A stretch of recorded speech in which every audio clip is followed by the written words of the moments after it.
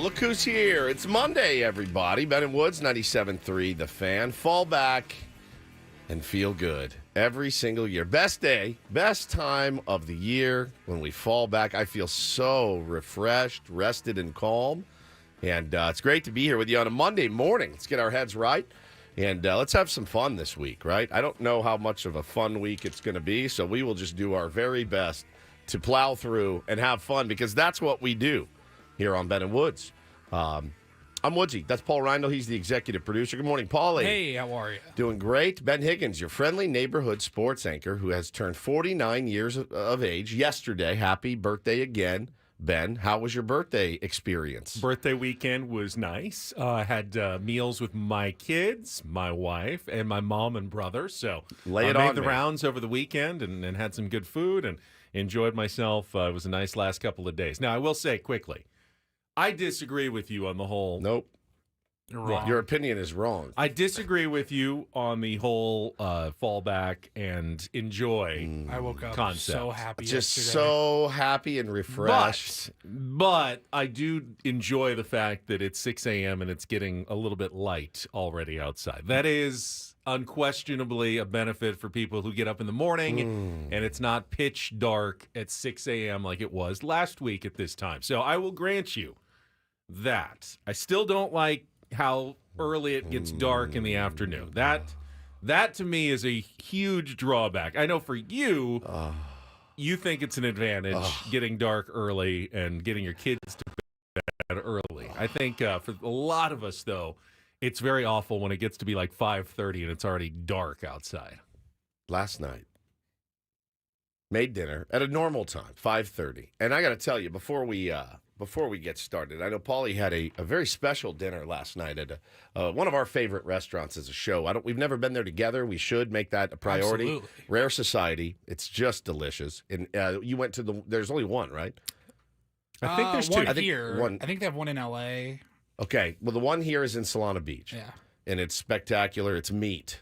It's lots and lots and lots of meat. There's walk one in in. University Heights in Okay. San Diego. There's one in Solana Beach. There's one in San Clemente. There's one in Northern California. There's one in Santa Barbara. All right, there you go. Up and down the coast to hit every Rare Society. You walk in, you turn to the left. There's the what do they call it? It's not a freezer, but they got the dry Yeah, the aged meat locker. the meat locker, Meat locker. Oh, the yeah. meat window. Oh, and you're just like, yeah. Give me So- some of that. Your Rocky does his training. In the meat locker. You know, jabs against the side of beef. So you go to Rare Society, and I'm assuming you had steak. We did. What did you have? I actually had dry aged tri-tip, Wagyu tri-tip, which just sounded really good last night. Did you get the sauces? Megan got the filet with horseradish. Okay, sauce, delicious. And I just had mine plain. So I'm sure your steak was outstanding, but I wanted to come in here and tell you guys something very important that happened to me. I don't want to take away from you. Also, happy sobriety birthday to your wife, Megan. 6 years clean 6 and years sober of today, alcohol. Does without a not drink. does not imbibe alcohol anymore. No, And that I changed her knew life. I knew her back then, Mhm. and I'm very, very happy for her and proud of her. Ran into a tier 1 yesterday who said he was, I think, at like 70 days. And that was Good. awesome. Listens every morning and said, I just started my journey, but I just hit 70 days. And congratulations. She just sent me her little tracker on her phone. 6 years, 6 years. 72 months, 2,193 days, 52,614 hours. So you go and you celebrate with some delicious meat. Now, we've talked many, many times on this program before about, I think it's mostly mine and Paul's inability to cook a steak properly at home. I don't know where you stand, Ben, on cooking a steak properly at home. But Have I done it? Yeah. But it's terrifying every time, and I feel like it's a coin flip's chance that I'm going to screw it up. I've never really done it to perfection until last night.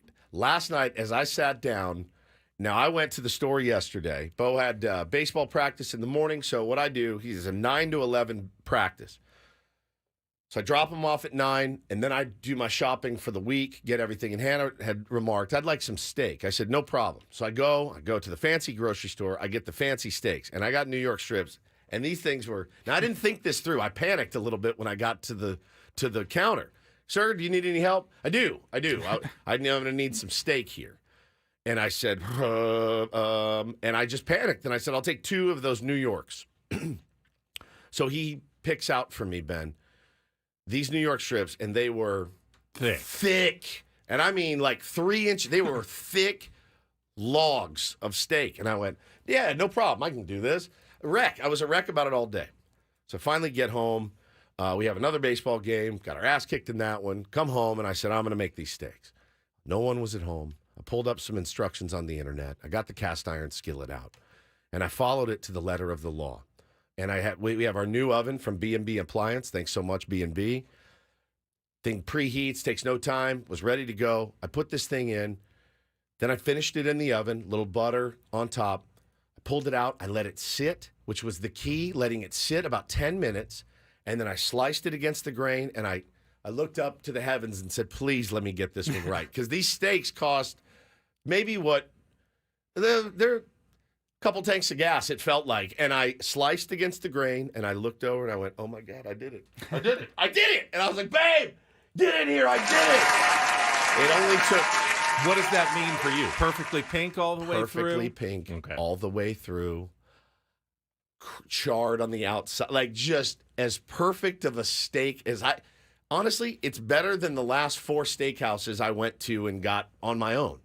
And I laid it out for the family. Taylor threw it away, didn't want anything to do with it. Bo ate the equivalent of probably a half of one of those big ass steaks. He murdered his. He had 4 helpings.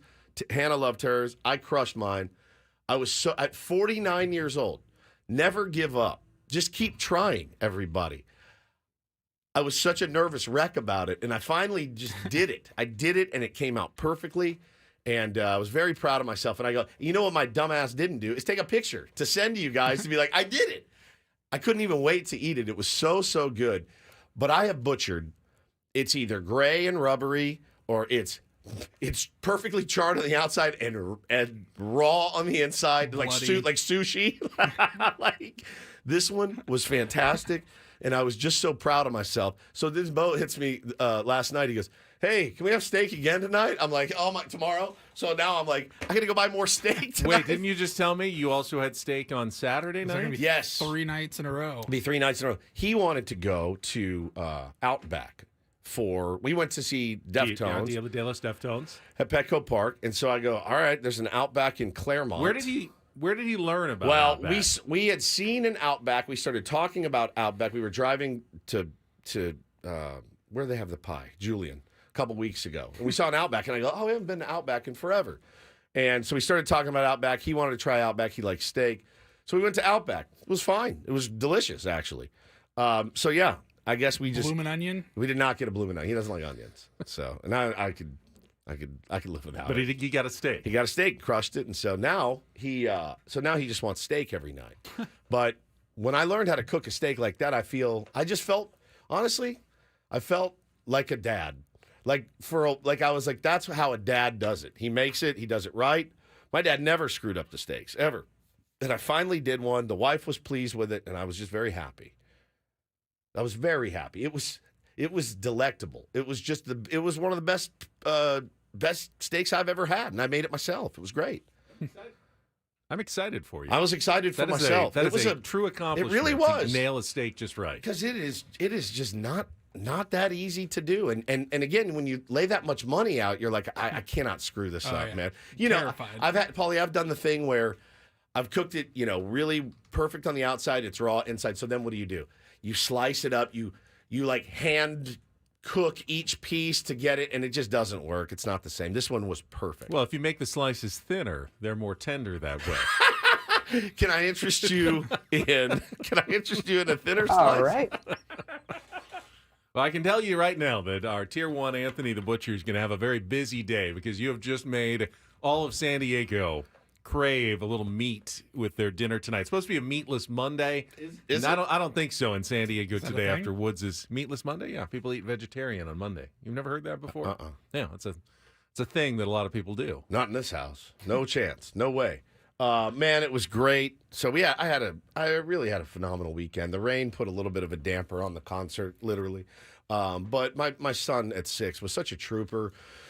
Didn't want to leave, and it was cold and it was rainy, but Deftones just slayed and Idols just slayed, and it was just such a fun night. Got to see our beloved Hillary from 91X and some friends out there. It was a beautiful night at Petco Park. They really did it right. I have some thoughts, but I'll save those. Well, for what you do though, and taking Bo, and this is the third time you've taken him. This is his third to Dia de los Deftones. It's his 7th concert, but it's his third Dia show and his 4th. I would Deftones imagine show. he's probably been to more concerts than 99.9% of 6-year-olds. Yeah. Most parents wouldn't even dream of taking a child that age to a concert. Yeah. But it sounds like To a real, like a rock show, not Bluey on Ice. No, like a real concert. Yeah, it's just it was important for me. It was, and I told Hannah years ago. I said I'm taking him to shows, and honestly, like being able to go to shows now and remember the show that I just went to is actually a big part of it too. I don't drink or do anything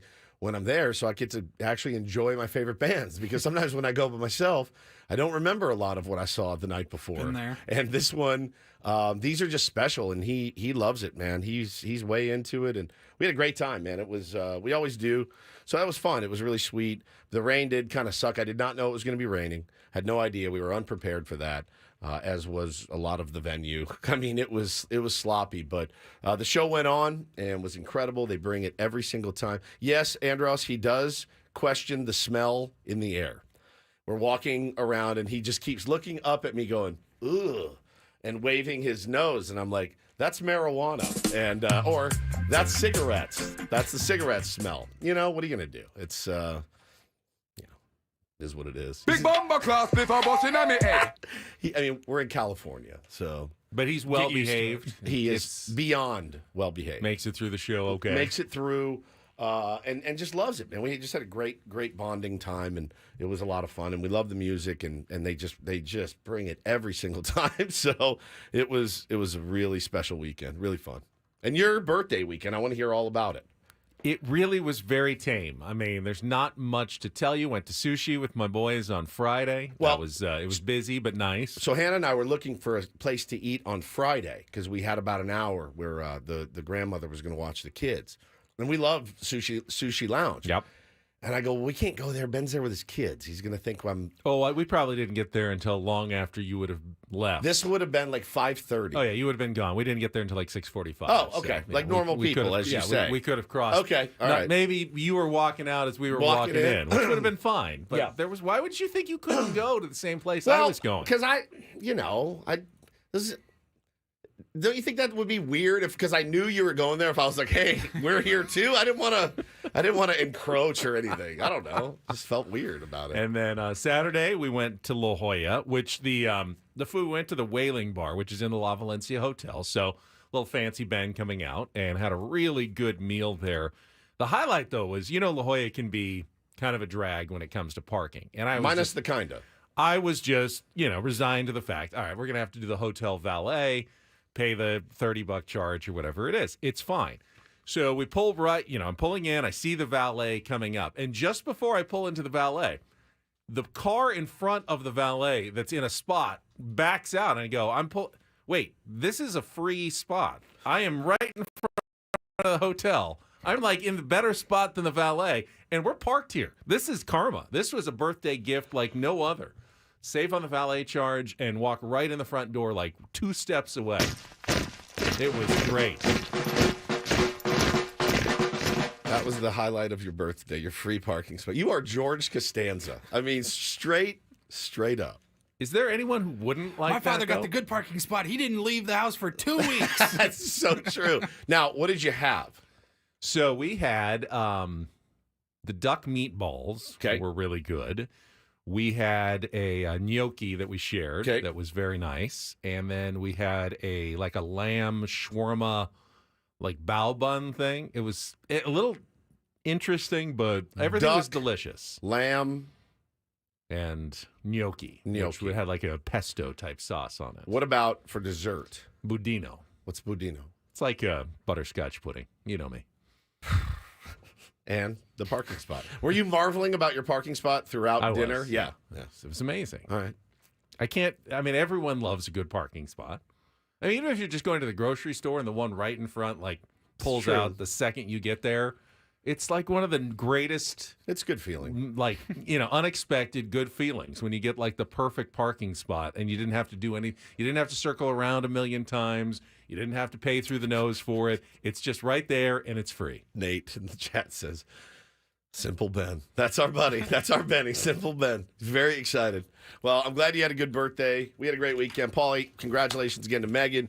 Absolutely. Everything's coming up right. Everything feels pretty good. Yeah. I feel refreshed and rested because of this time change. This is great. It's going to be a great week. It was pitch black last night. Pitch black. And you know the other thing about us that we do morning radio? I feel like I get my nights back a little bit. When I'm putting the kids down 7:30, 8 o'clock, I got to get my ass to bed. Last night, 6:30, they're in bed, tucked in, sleeping. I felt like I had the world was my oyster at 6:30 last night. So I woke up yesterday. I love this. 7:45, Yeah. 8 a.m. and I was like, God, I felt like I slept forever. I'm like, oh wait, I kind of did. This is so good. It's so Bring it good. on. I love it. Well, let's have a fun week. I know we will. There's some Padres stuff to talk about, certainly. There's some baseball stuff to talk about. There's some football stuff to talk about. No shortage of stories over the weekend. A huge shout out to his family coming up later today as well. Set the menu when we come back. Glad to have you with us on a Monday. Look, a nice, light Monday morning. Beautiful outside. In San Diego. Paul Reindl, Stephen Woods, I'm Ben Higgins. We got Kelly Danik on traffic and back next on San Diego's #1 sports station, 97.3 The Fan.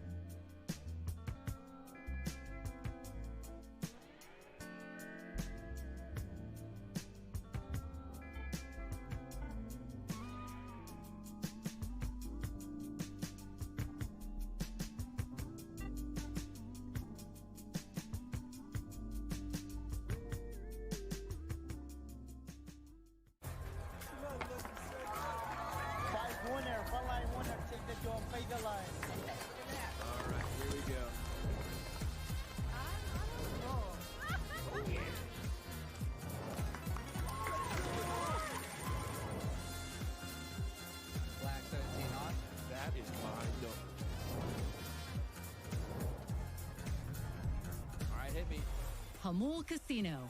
Fun above all else.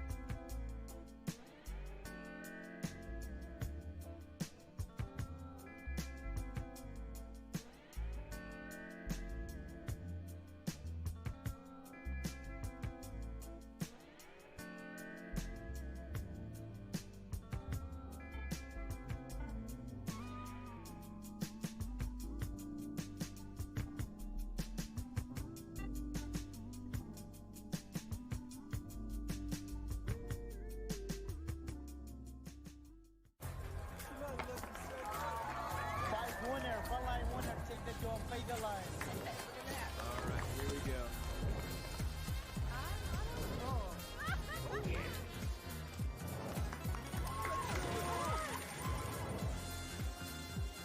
Black 17 on. That is my number. All right, hit me. Ha-seong Casino. I'm still talking about this steak that I made last night. These guys are probably tired of it. I can't stop. He really is. I can't stop. 35 years. The of entire cooking- commercial break. 35 years, bro, of cooking steaks. To finally get one right feels. I mean, it's like getting a hole in one. It's how you think about how much money you spend playing golf your whole life, right? You spend a ton of money. It's not a cheap hobby, and nor is cooking meat. And you play and you play and you spend hundreds of thousands of dollars in your life to play golf, and you get new clubs and balls and go play at fancy places, and you finally get the hole in one. You're not just going to stop talking about it after it happens. And ultimately, you acknowledge that the key is simply patience. Patience, man. Patience. Patience to follow the instructions precisely and not try to hurry the process. Yeah, the two things that I made sure I did was I let the steaks sit out for a while to get as close to room temperature as I could get them, and then letting it sit after it was cooked and just trusting the process and sitting there, letting the juices cook inside of it. And then once I sliced it open, I knew I had done it. But again, 35 years of making steaks, and I have one on my resume, and hopefully more to follow. Congratulations. Thank you. I'm I feel happy great. for I you. was happy for you when you got your hole in one. Thank you. Because I know you put in a lot of effort. So it is the start of Major League Baseball's general managers meetings today. Is that today? A.J. Preller presumably is in the, I believe, San Antonio area with the rest of the GMs. Now, this is Have not fun. This is not the winter meetings. The winter meetings, which in recent years have actually become less busy in terms of transactions. Things have kind of gotten pushed later in the offseason. But the general managers meetings are simply kind of the first step in the offseason. GMs will get together.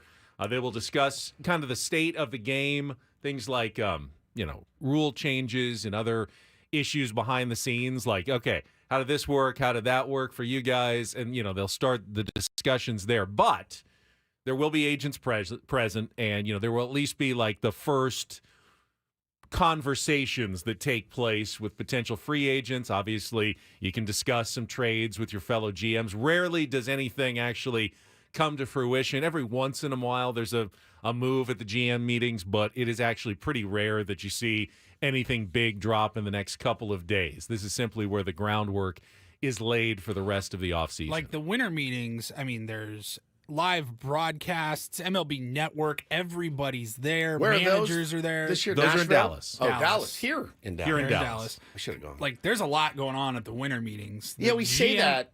Well, There could be. there is. There's supposed to be. Whether or not there's like breaking trades or whatever, like That's where there's we a got lot. where we had Xander. Yeah, Yeah. There's a lot going on. It's fun to be there. Yeah, it the was GM fun. meetings are like John Heyman, Bob Nightingale. I don't even think like Jeff Passan's there, and they all just like sit out in a lobby outside of a conference hall or whatever, wherever the GMs are meeting, and then they come out and they might talk for like 30 seconds, and then they move on. It's very boring. You guys want to go to the Riverwalk later? All right, we'll see you down there. Got reservations at 7 at Chili's on the Riverwalk.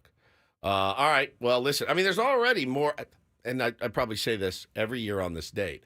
Feels like there's already been quite a few things getting locked down or decisions being made right now, and I know some of those are dependent on deadlines and whatnot as far as opt-outs go. But Michael Wacha just signed a 3-year, $51 million contract with the Kansas City Royals over the weekend. They want to keep Michael Wacha. What a great deal for him and his family. I'm very And happy for him. I was too. He's a great dude, and again, one of those ones that got away maybe, but they're trying to go for it again, man. They got a little taste, and good for the Royals. Coming up in our next segment, we'll talk about especially some of the decisions, choices facing the Padres. One that was already made by Ha-seong Kim over the weekend. So we'll talk about the start of baseball's offseason kind of officially today at the GM's meetings, and we'll get into some of the choices facing the Padres coming up in our next segment. 7 o'clock hour, we'll have our usual segments of Take on Woods and Don't Do This, and get into some of the football talk from over the weekend. And then in our second, I believe,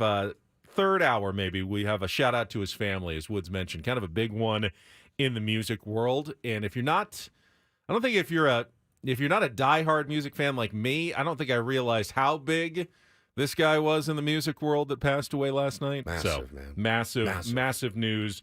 Paulie's got his Reindl Report. We can talk about what happened Friday about Snapdragon Stadium. Big controversy Holy as smokes. well that played out over the weekend, and a very big problem for San Diego State trying to figure out what to do going forward. So we can talk about that as well. Ben, are we ever going to beat the small town allegations? You've been here your whole life. Do you think we're ever going to beat them?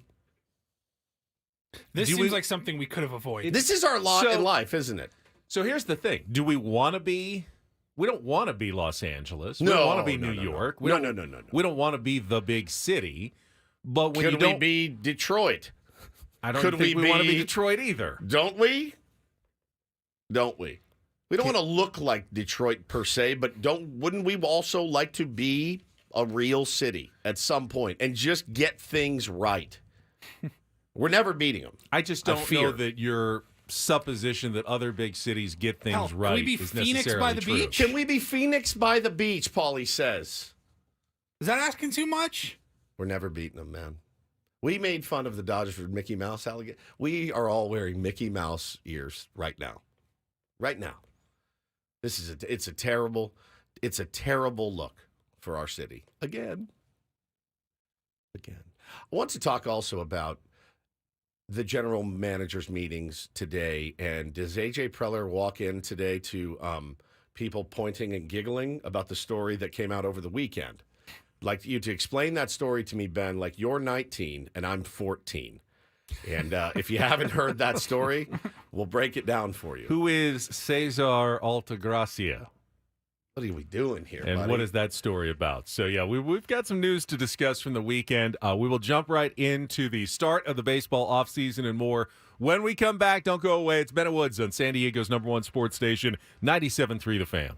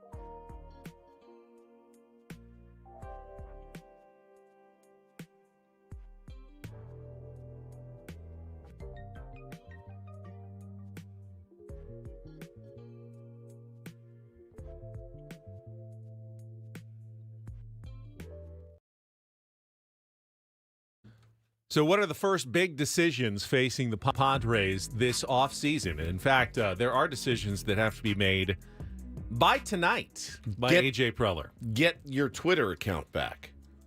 Number one. Number one decision of the offseason. All right, so this is so we're done. I'd assume this is not permanent. But yes, when you go on X to the account at Padres, it says this account doesn't exist. Try searching for another. Look, guys, I know it hurt. 24 straight innings. I know that, I know that it sucks watching the team up north win a World Series finally after all their trials and tribulations. But it's not, you don't have to. I know that it's election season. I know it can get a little dicey on social media. I know all of that, but it's okay. Are they just taking a break? Just a break for their mental health. No, I did it. I took like a three, how many month break did I take? Like a 3-month, 4-month break? It was good for you. It was. It did wonders for my mental health. And I loved it. And I came back refreshed and renewed. Is this just them saying it's too much right now? We know we didn't get a hit and score a run for 24 innings. We know that. But you guys are being mean to us. Does this mean that anyone can now take the account, though, that they wanted? Like any blogger or anything? Somebody did that last time. That account is open now. Somebody did that. For claiming. Somebody did that for a while. That was when they changed their handle from Padres to Madres for Mother's Day. For Mother's Day, and then somebody went in and got at Padres. And I hope that's not what happened now. Somebody has hacked them. But listen, if you guys were just taking a break, that's okay, too. I get it. I'm not going to make fun of you. I needed it. I did it. Think about it all the time. You know, sometimes it's necessary in life to step away, touch some grass, if you will. And if that's what you're going through, Padres, we're here for you. Just got to let us know. All right, we will get into the early decisions of off-season baseball coming up right after a check of traffic here on 97.3 The Fan. From the 97.3 The Fan Traffic Center, here's Kelly Danick. Traffic is sponsored by Robert Half. We still have a few problems here, guys. One of them is this crash northbound 805 at the 163 emergency crews got that right lane blocked. 2-vehicle accident southbound 15 at Main Street. That's over the right shoulder. In Lakeside, got a collision blocking lanes, intersection of Wildcat Canyon and Willow Road. I'm Kelly Danick with Ben & Wood, San Diego's #1 sports station, 97.3 The Fan. 9 out of 10 hiring managers are having difficulty hiring. Robert Half is here to help. Our recruiting professionals utilize an award-winning AI to connect businesses with highly skilled talent. At Robert Half, we know talent. Visit roberthalf.com/talent today. So for the first time in 4 years, waking up this morning and Ha-seong Kim is not a member of the San Diego Padres. Ha-seong Kim. which is, I mean, you got feelings about that. You know, he had obviously some ups and downs in his 4 years with the San Diego Padres, but was undoubtedly a beloved teammate in the clubhouse. You know, great friends with Manny Machado. He's a mascot, as Joe Davis called him.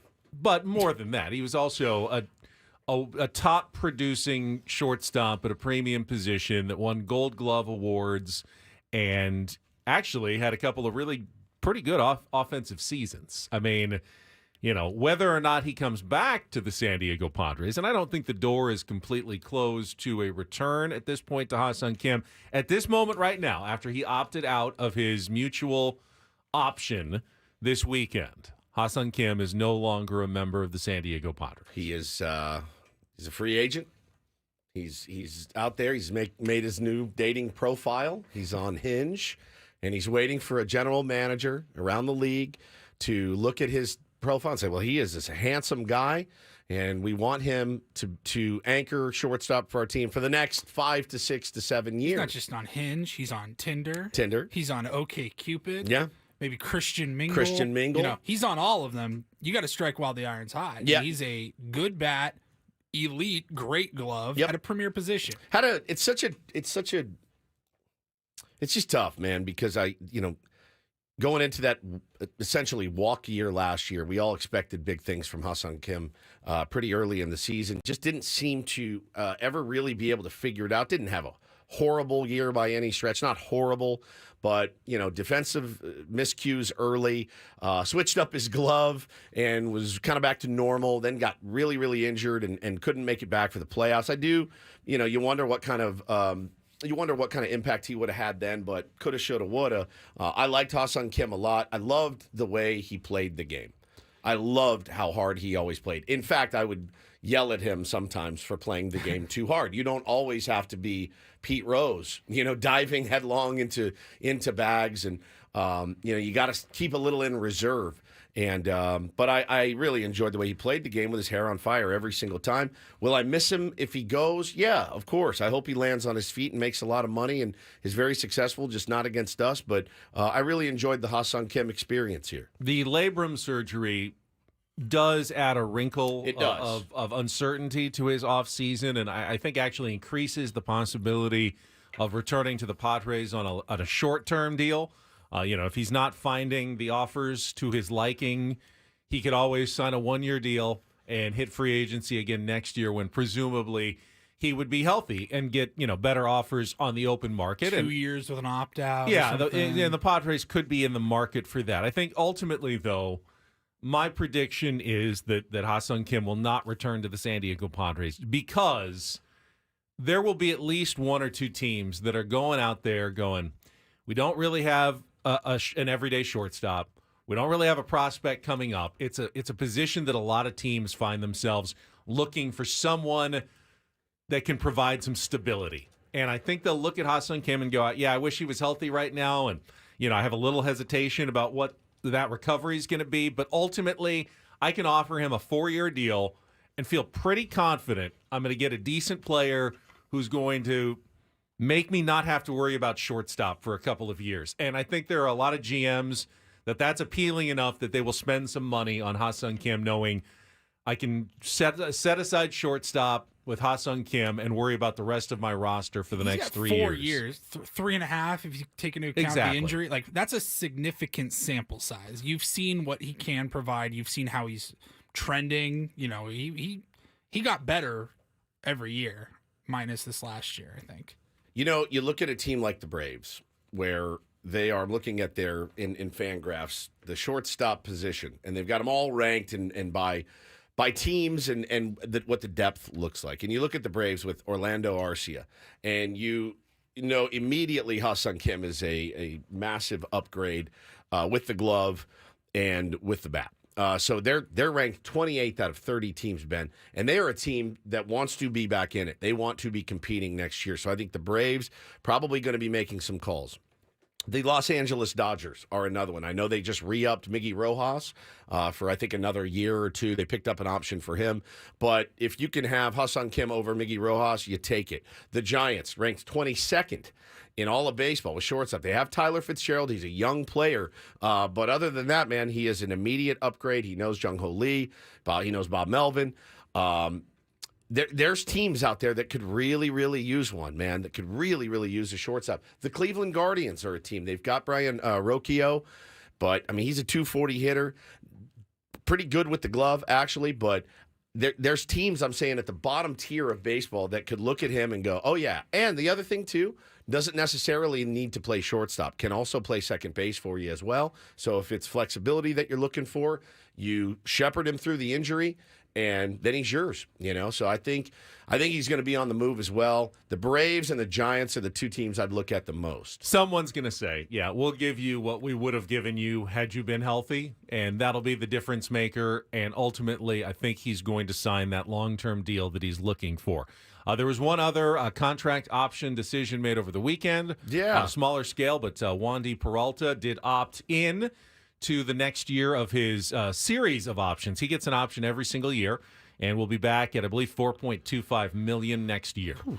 Now, Wandy Peralta was not a key member of the Padres bullpen last season, was hurt some of the year, was more of the mop-up guy at some point. However, while that $4.25 million might be better spent somewhere else, starting pitching, other needs for the San Diego Padres, I don't know that Wandy Peralta is a bad reliever or an untradeable commodity. He's left-handed, which is always valuable in Major League Baseball. He had an ERA under 4. Yeah, he gave up some ill-timed home runs for the San Diego Padres. He did not have a good season by any stretch of the imagination, but I can certainly imagine another team in spring training that came in a little short on left-handed pitching to begin with, gets an injury or two, all of a sudden, we got no lefties in our bullpen, and they go, who's available out there? And A.J. Preller's on the phone going, I got Wandy Peralta. He's a proven veteran left-hander, ERA in the 3s. You know what you're getting.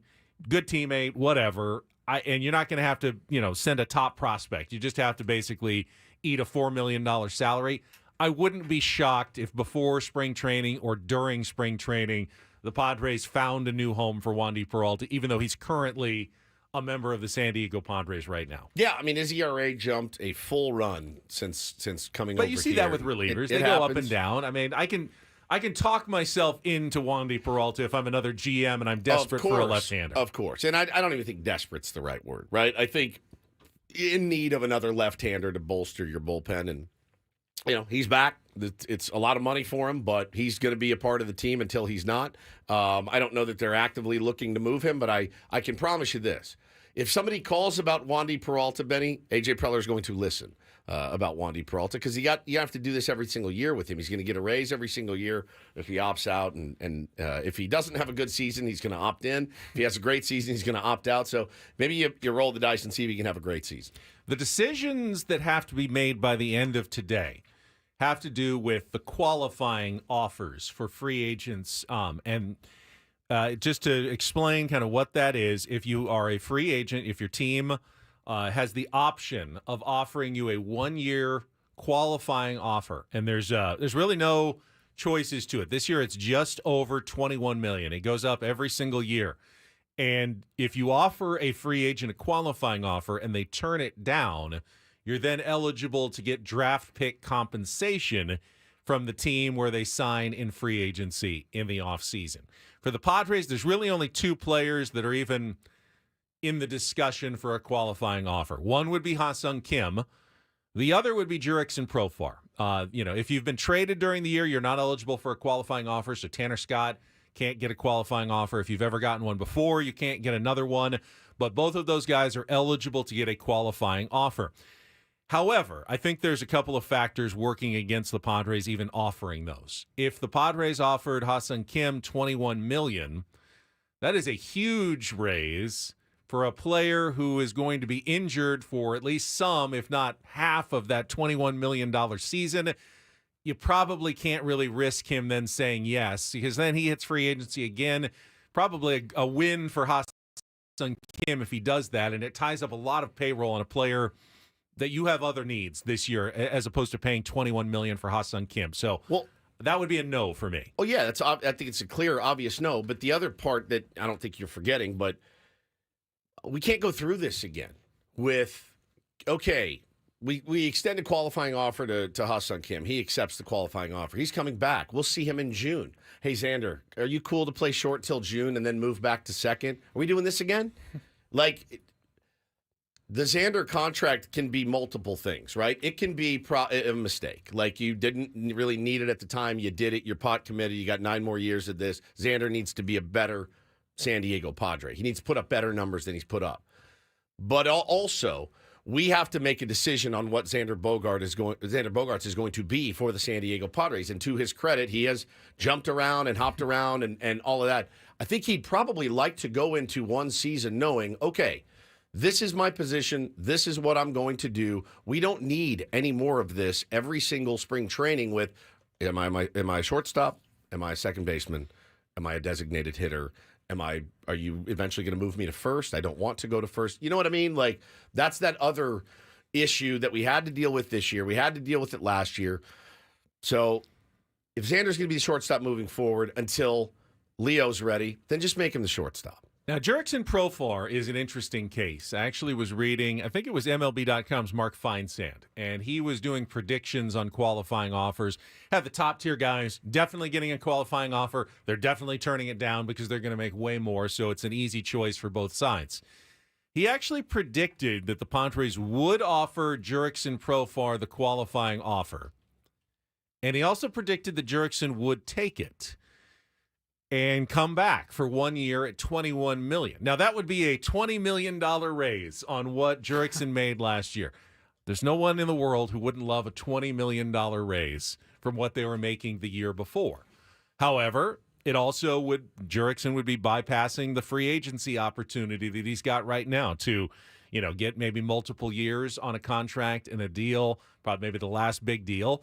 He could have a bad season and then not have that same, negotiating level. He had a terrible year with the Rockies, had no negotiating power, and it had to settle for a $1 million deal with the Padres. Would he be willing to do that? Would the Padres be willing to pay that much for one season of Jurickson Profar and risk the chance that he says yes to that qualifying offer? They could get a draft pick out of it. Would you be mad if he took the qualifying offer and stayed with the Padres for $21 million next year?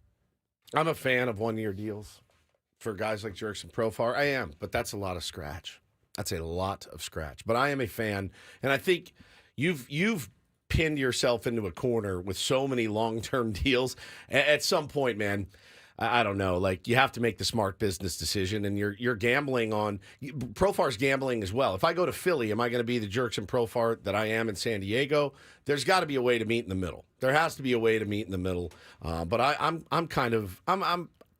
don't know how much you can commit long term to Jurickson Profar. Tough because when you look at the list of guys that are either about to become free agents or maybe only have 1 year deal left, guys that you want to bring back or sign long term, I don't think he's number 1 on the list. I don't think he's number 2 on the list. I don't even know that he's number 3 on the list. Like, I think you need to bring back Higgy.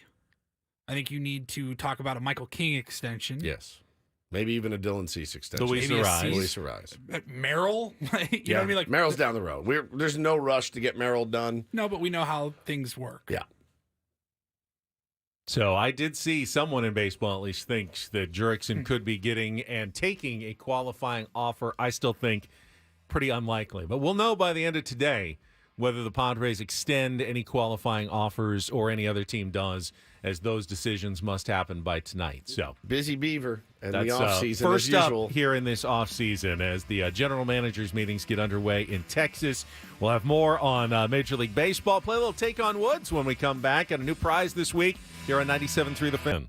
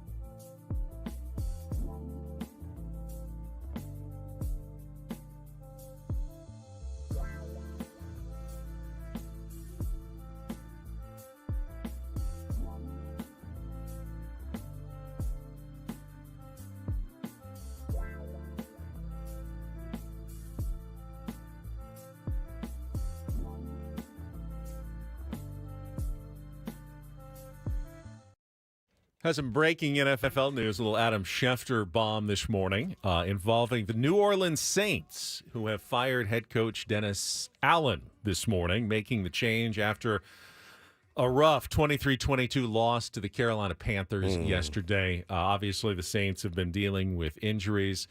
Chris Olave, who is the San Diego native, suffered another concussion yesterday. That's his fourth NFL concussion. He also had a really bad one at Ohio State. Mission Hills High School grad was carted out. It was one of those scenes you hate seeing on the football field where both teams are kind of praying in a circle on the field as the game stops. And, he appeared to, lose consciousness for a second when he was hit, and then he was down on the ground for a while. Fortunately, they took him to the hospital. He was cleared and able to return on the flight with the Saints after the game, but his future is very much in question. I'd be stunned if he returned this season.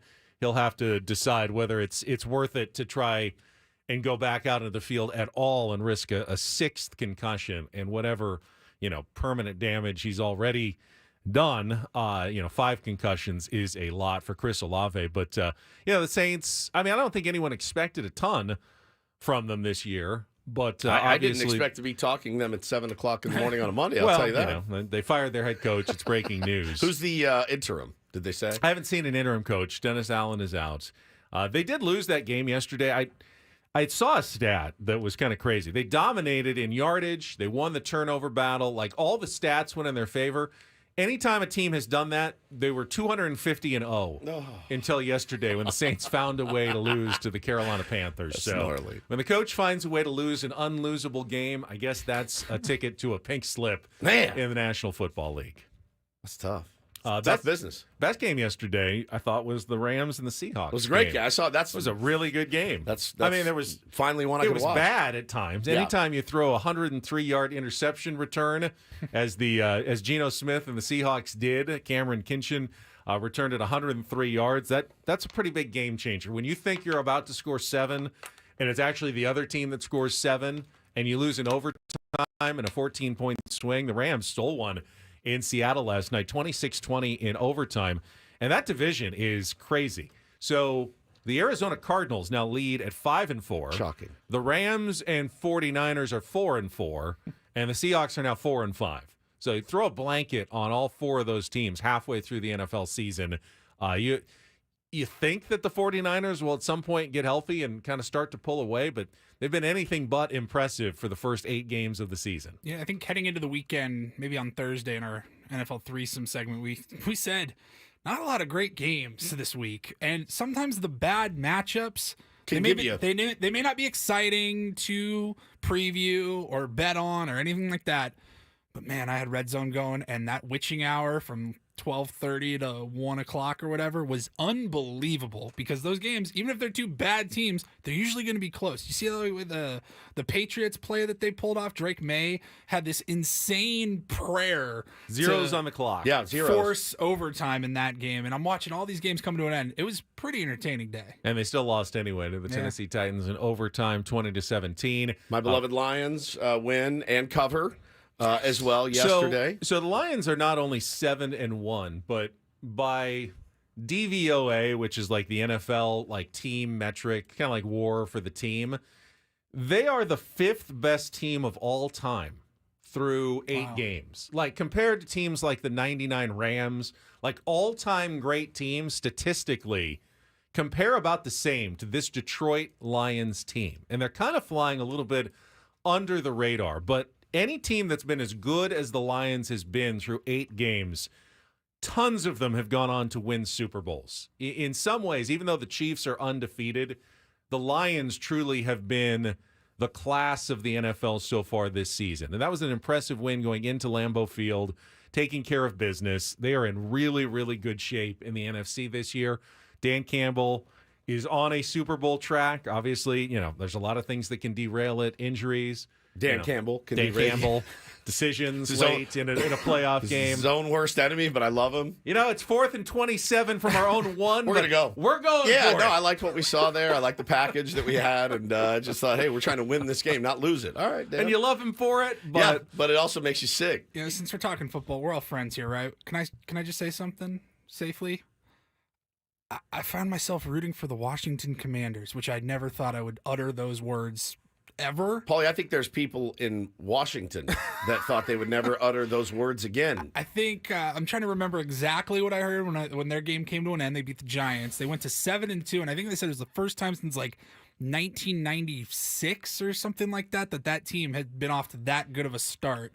And I saw there was some report over the weekend that players are anonymously saying like, yeah, no, I want to get traded to Washington. There. Yeah. You change your name, you get rid of the owner, you draft an exciting quarterback. They're 7-2, and I go, look, I don't have any skin in the game with any team, but I'm like, yeah, if I see them on TV, like I'm pulling for the Commanders now. Yeah. We are Commanders. You know, I mean, God, they did everything wrong for so many years. Well, the Padres never like had the hated owner like Dan Snyder, but in some ways, the Commanders are kind of like the Padres, a team that no one cared about nationally, was irrelevant, just was, languishing at the bottom of the division year after year. And all of a sudden, they've got exciting players. There's a different vibe. The fans have flocked. They've just been waiting for something to cheer for in Washington for so long. We are Commanders. And now they've got it. And there's like an energy and a vibe at that stadium, like a fan base that was starving for something to cheer for. It's not like their familiar. Basketball team is any good. They're not. Their baseball team. Their baseball team won a World Series, but they haven't been good for a few years. They're starving for something good to happen, and they're loving this right now. And it seems a little bit like what's gone on at Petco Park. Like, hey, we finally have something to root for. Well, and I think a team we can feel good about. The specter of Dan Snyder and the specter of cover-ups and untoward business dealings and the cheerleader scandal and everything else, it puts a strain on a fan base. And the fans go, I can't, I love you guys. I've been with you since since 1984. But, man, you guys make it hard to root for. I think the Browns, if they ever got rid of Haslam and those guys and had decent ownership, people could get behind the Browns again. And you're seeing it happen in real time. And, yeah, drafting the right quarterback in Jaden Daniels certainly has helped them. He is dynamic, electric, all of it, makes the plays. And, man, they are a fun team to watch. When's the last time you could say that about whether it was the Redskins or the Commanders? When was the last time you're like, man, the Redskins are slinging it up and down the field? Joe Theismann, long right. time ago. Doug Williams. I mean, what are we talking about? We're talking about 30 years of just mediocrity for them. So it's good for them, man. And you do the right things and you're rewarded. Need a contestant for Take on Woods? We got a new prize this week. If you want to battle Woodsy in about 2 minutes, our phone lines are open to call in at 833-288-0973. Dial us up now. 833-288-0973 for our head-to-head musical trivia challenge that is coming up moments away. Elsewhere in the NFC East, the Cowboys seem to be a disaster. They lost to the Falcons 27-21. Dak Prescott got hurt. CeeDee Lamb was hurt. Ezekiel Elliott never even played because apparently he's just been missing meetings and practices all over the place. And they said, you do actually have to show up if you want to play. So they benched him and left him off the active roster. And in a very honest but probably unfortunate moment for Dak on the sidelines, the cameras caught him. And it didn't take a master lip reader to see what he said on the sideline during that game. We effing suck, is what he said, which was just fantastic. Never a good sign when your quarterback is openly admitting that on the field during a game. Now, I've said it about our show before, after a show. We've walked into the prod studio and I go, man, we effing suck, right? We've done it. It happens. It's a moment of, whoo, all right, we can be better. So we played the audio for, was it last week, Jerry Jones on the Dallas radio station? He does a weekly with that station. Was that last Monday? It was 2 weeks ago. Weeks ago, yeah. He threatened their jobs. So is that done? Are they doing that? Because I am watching Twitter with bated breath. I think it'll be tomorrow. It'll be tomorrow. Tuesdays okay. usually. Right. Jerry's still talking about making moves here at the trade deadline tomorrow, and we got a couple things in the works. You cannot fix Dude's on a sinking ship. I mean, this is unfixable. Think about all the good teams that we just mentioned, like the 7-2 Commanders, the 7-1 Lions, the undefeated Chiefs, or whatever. What's ESPN talking about right now on, what is it, First Take? Oh, everywhere. What's the biggest mistake the Cowboys have made? Like, it's all anybody's going to talk about is this, the definition of mid. They've always been mid in the last 30 years. Yeah, man. Like, It's just, is this who they are? This is who they're always going to be. They're never going to win. Someone said, really tough week for Yankees fans. Yeah, They saw lose that. the World Series, and their favorite football team is also a disaster, so there's no solace with the Dallas Cowboys. All right, we got a bunch of contestants on the line. Let's get to it. It's time for Take on Woods.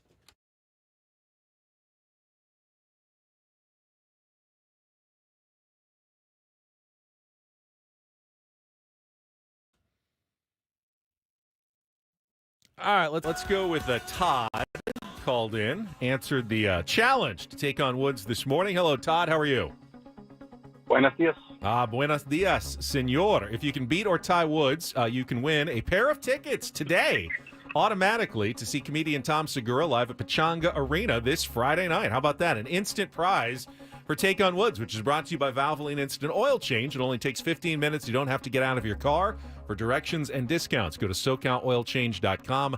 That's SoCalOilChange.com. And for everybody that called in and did not get in, this is different from last week. We're not qualifying. Todd wins, he's getting the tickets. If Woods wins, Todd's loss could be your win. We will give away those Woods tickets is playing later for this everybody morning. else. Todd, you're playing for yourself today. Here are your categories to choose from. Blank like blank, 5 song titles with phrases connected by the word like. This for that, that is an all 2-second song category with the word for connecting every song title. And our new category, shh. Those are 5 one-word song titles that begin with the letters S-H. So blank like blank, this for that, or shh. Todd, what would you like to play? Let's go blank for blank. Blank like blank. All right, Well, 5. blank, We blank, did this last week. We got 5 more song titles that feature phrases connected by the word like. So, similes if you like your grammar. Got 60 seconds. See if you can answer as many of the 5. Then Woods comes in. We compare your scores. If you beat or tie him, we'll give you the tickets to Tom Segura. First questions are 2-second song. Paulie's going to play some music. You need to identify that song title with the word like and the artist to score that point. Pass if you don't know one. We'll come back to it at the end if there is time left. Todd, are you ready to play? Sure enough. All right. Paulie, you good? All right. 60 seconds on the clock. The category blank, like blank. Todd, your time begins when Paul plays the music. Good luck. Let's take on Woods. Run like, fly like the wind. Try again. Christopher Cross. It is Christopher Cross. Ride Like the Wind. Maroon 5 and Ride Like the Christine Aguilera put the lead singer of the Rolling Stones in the title of which 2011 hit? Pass. The lyrics for which 1982 Duran Duran staple are inspired by the Hungry story. Like the Wolf. Correct. Nelly Furtado sings I'll Only Fly Away after the title lyrics of which 2000 hits? Pass. Which 2017 breakout hit for country singer Sam Hunt featured the line, I know every curve like the back of my hand? Jeez. Pass. All right. Maroon 5 and Christina Aguilera put the lead singer of the Rolling Stones in the title of which 2011 hit? Moves like Jagger. Correct. Nelly Furtado sings I'll Only Fly Away after the title lyrics of which 2000 hit? All right, you got 2.5. It's Ride Like the Wind. We'll make a call if it ends up coming into play. You did end up getting. I say give it to him. All right, we'll give it to him. We'll give him 3 on that. It's ride, not fly like the wind. But you got moves like Jagger and Hungry Like the Wolf. I'm Like a Bird is Nelly Furtado and Body Like a Back Road, Sam Hunt. Doubt Woods gets that one. Question is, can he get the other 4? Hang on the line, Todd. Woodsy's coming in. No category for him. All right, headphones on, 60 seconds back on the clock. Woods, your time begins when Paul plays the music. Good luck. Let's take on Todd. Ride Like the Wind, Christopher Cross. Correct. Maroon 5 and Christina Aguilera put the lead singer of the Rolling Stones in the title of which 2011 hit? Moves Like Jagger. Correct. The lyrics for which 1982 Duran Duran staple are inspired by the story of Little Red Riding Hood? Hungry Like the Wolf. Correct. Nelly Furtado sings I'll Only Fly Away after the title lyrics of which 2000 hit? Like a Bird. Correct. Which 2017 breakout hit for country singer Sam Hunt features the line, I know every curve like the back of my hand? I don't think it's him. Oh, wait. Body like a back road. Wow, I didn't think you'd get that one. That is a knew clean Woods is sweep a for generational Woods. hater, and while he may not Generational. he may not like Sam Hunt, I've heard but he him. knows of him. Wow. Well, I've generationally hated listening to his music. All right, we gave since we gave Todd Ride Like the Wind, I gave Woods I'm Like a Bird. Even though he Instead just of said, Like a I Bird. Like a Bird, it's I'm Like a Bird. But either way, 5-3, 4-2. Woodsy wins it either way and puts those Tom Segura tickets up in the air for everybody. Stay tuned. At some point later in the show, we will give away those tickets. Sorry, Todd. Thank you for trying today on Take on Woods. I think we made fun of a Sam Hunt song once where he just talks at the beginning. It's every song. Is that what he does? Every song? He's like, hey, you remember that time? He's like, remember that time that Peyton Manning. I picked you up and we we went down, we got a bunch of peaches and stuff, and then I paid off your student loans, and that was cool. No, and I but helped you buy your books at the bookstore. Remember that one time I picked you up and we drove my truck? Like So he sang a adds little some bit, singing and then talking. I bought some peaches, but we didn't have no can opener, so I just used my knife and opened it, and then I got peach juice all over me. Remember that time in that truck? I heard it once. I was like, you guys play this on the radio. This actually gets played on the radio. This is what we're doing now. This is music. It was like 2023, maybe 22. Find the song. Remember that time we went up to Montebello? I heard it. I go, somebody's playing a joke on me. I'm in the Truman Show right now. I couldn't believe it. I can't believe I got that. Well done. Thank you very much. Good plan on a Monday. Body like a back road, by the way. What does that mean? Bumpy? Yeah, Like curves. curvy? Curves. Go tell your woman she's got a body like a back road. See what she says. She's heard the Sam Hunt song. She'll probably appreciate it. Dirty, all dirty and dusty, just uneven, just whatever. It's not body like a dirt road. Well, Back what do you road. think back roads are made of? Sometimes they're paved. You think they're paved? Sometimes. So that your body is like flat and smooth? It's curvy. Kyle said, so we the just woods played is it. already there. We just played it. Where to start with Don't Do This? Well, let's start with the story of Joel Embiid over the weekend. That was a spicy one. And we'll go from there when we come back after a check of traffic with Ben and Woods on 97.3 The Fan. This is a jam.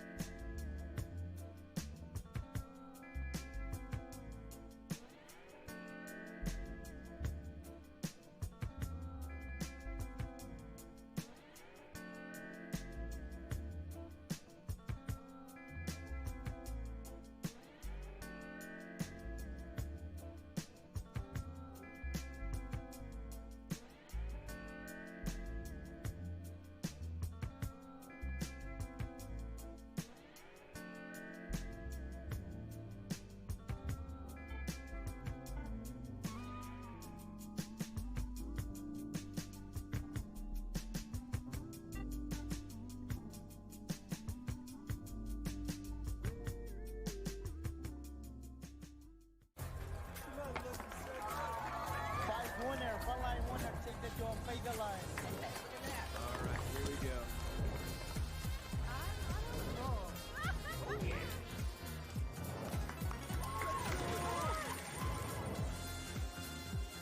Flag 17 on.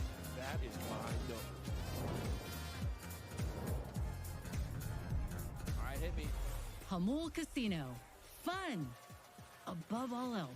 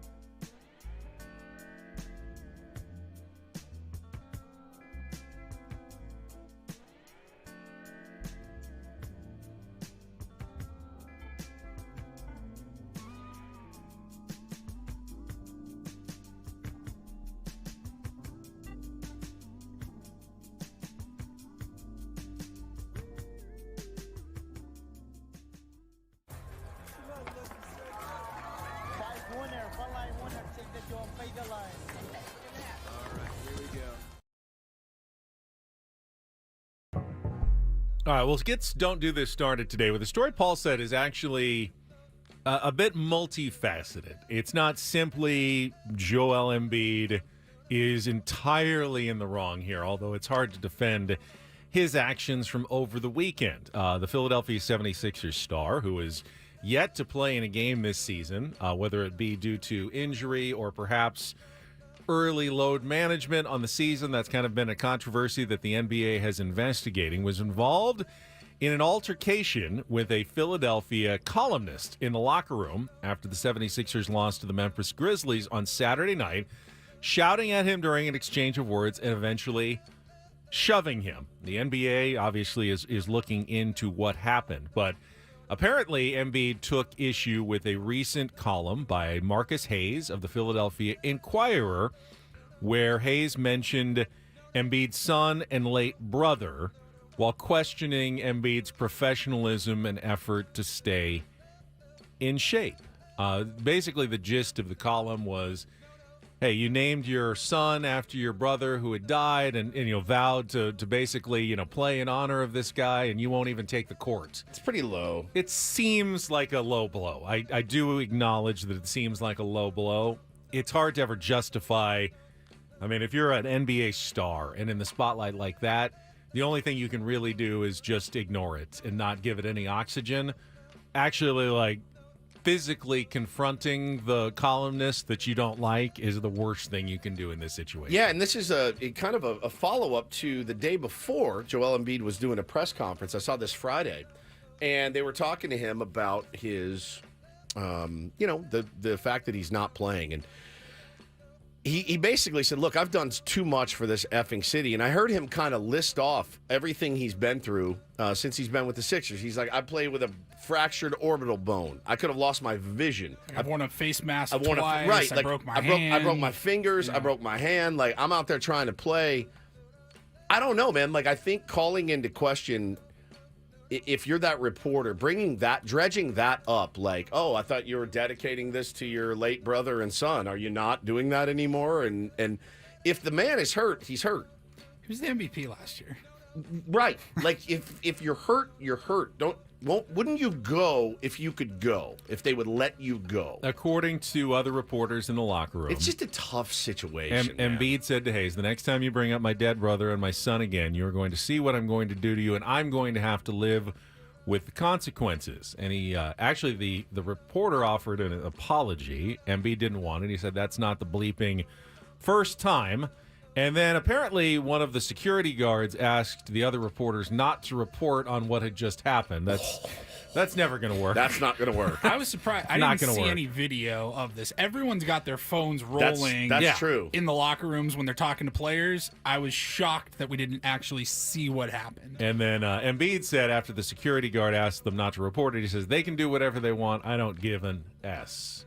And that's where it was left. Again, the NBA investigating the situation. Bro, and he had mentioned that guy the day before in his press conference when he said, I've done too much for this effing city to get treated this way. And he said, where's that guy? Oh, he's not here today. He's like, and then Marcus, I don't even know his name. Where is he? He's not here today. Yeah. Big surprise after he wrote that garbage. And so then when he did show up the next day, that's the thing, man, is you never... Drawing the ire of a player is, I think some reporters look at it and go, oh, this is my job. It's my job to draw the ire of a player. But I did think that was a bit of a low blow, invoking his son and his late brother. In my opinion, I thought it was. All right. Story number 2 in Don't Do This. Yeah, probably the other big story of the weekend. We all saw the video. There's video of this one. This one we saw. We saw Jason Kelce, who is in the headlines right now. He went to the Penn State Buckeyes game on Saturday. He was seen leaving with some fans that were trying to get, fist bump, handshake, selfie with him. He's carrying a case of beer in one hand. He's walking out. And he's just not a guy I would mess with if I were just a skinny, young Penn State student. But, listen, liquid courage will get you. And one kid was standing right behind him. And he asked, another multi-layered don't do this. Yeah, he asks him, he's got the video and it's trained on him, and he said, hey, how does it feel that your brother is a gay slur for dating Taylor Swift? So Kelce kind of turns, looks at him, spots out who it is, grabs the guy's phone, slams it to the ground. He says, well, who's the gay slur now? And walks away. And so, it went as viral as a viral video can possibly go. I saw it 1,000 times this weekend. He's not a guy I'm going to, that's not a bear I think I'm going to poke. Jason Kelce? Yeah. No, that's dumb. Again, what's the right thing to do if you're Jason Kelce? Keep walking. Just keep walking and ignore? Did this... most of social media seem to agree that Jason Kelce was in the right to grab his phone away and smash it and that was not the wrong thing necessarily for him to do. He didn't physically assault him necessarily, but he did. I think the letter of the law, you can't just grab someone's property and destroy it no matter what they said to you. You're supposed to be able to rise above, sticks and stones can break my bones, but words can never hurt me sort of thing.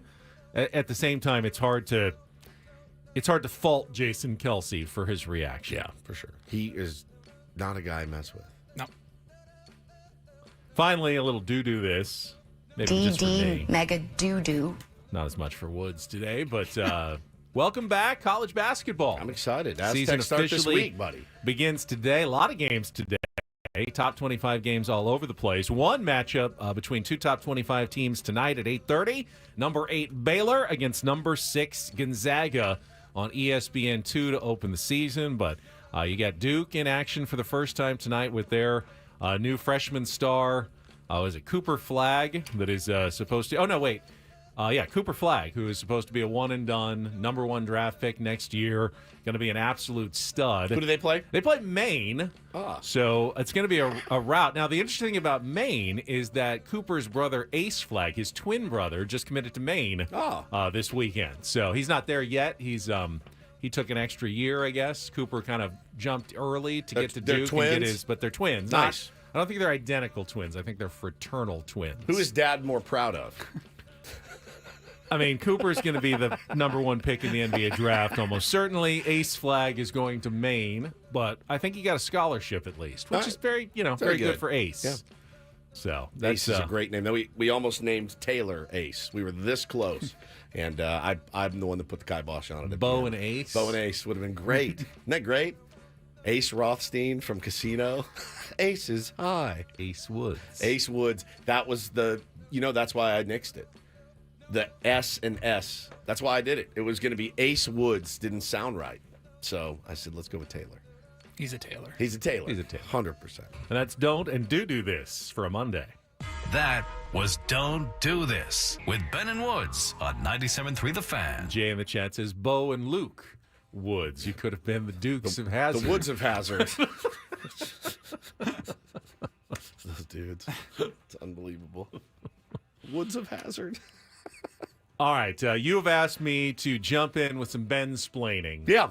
In our next segment. I can't wait to get everyone's take on this. The story Deliver your line involving... I want you to explain this to me like you're 19 and I'm 14. All right, so dumb it down a little bit. Yes. Try to get through what exactly is going on But be honest with everything. Padres prospect in the Dominican over the weekend. Yeah, a prospective prospect. He's a prospective prospect of the Padres. This is unreal. Coming up next on San Diego's number 1 sports station, 97.3 The Fan.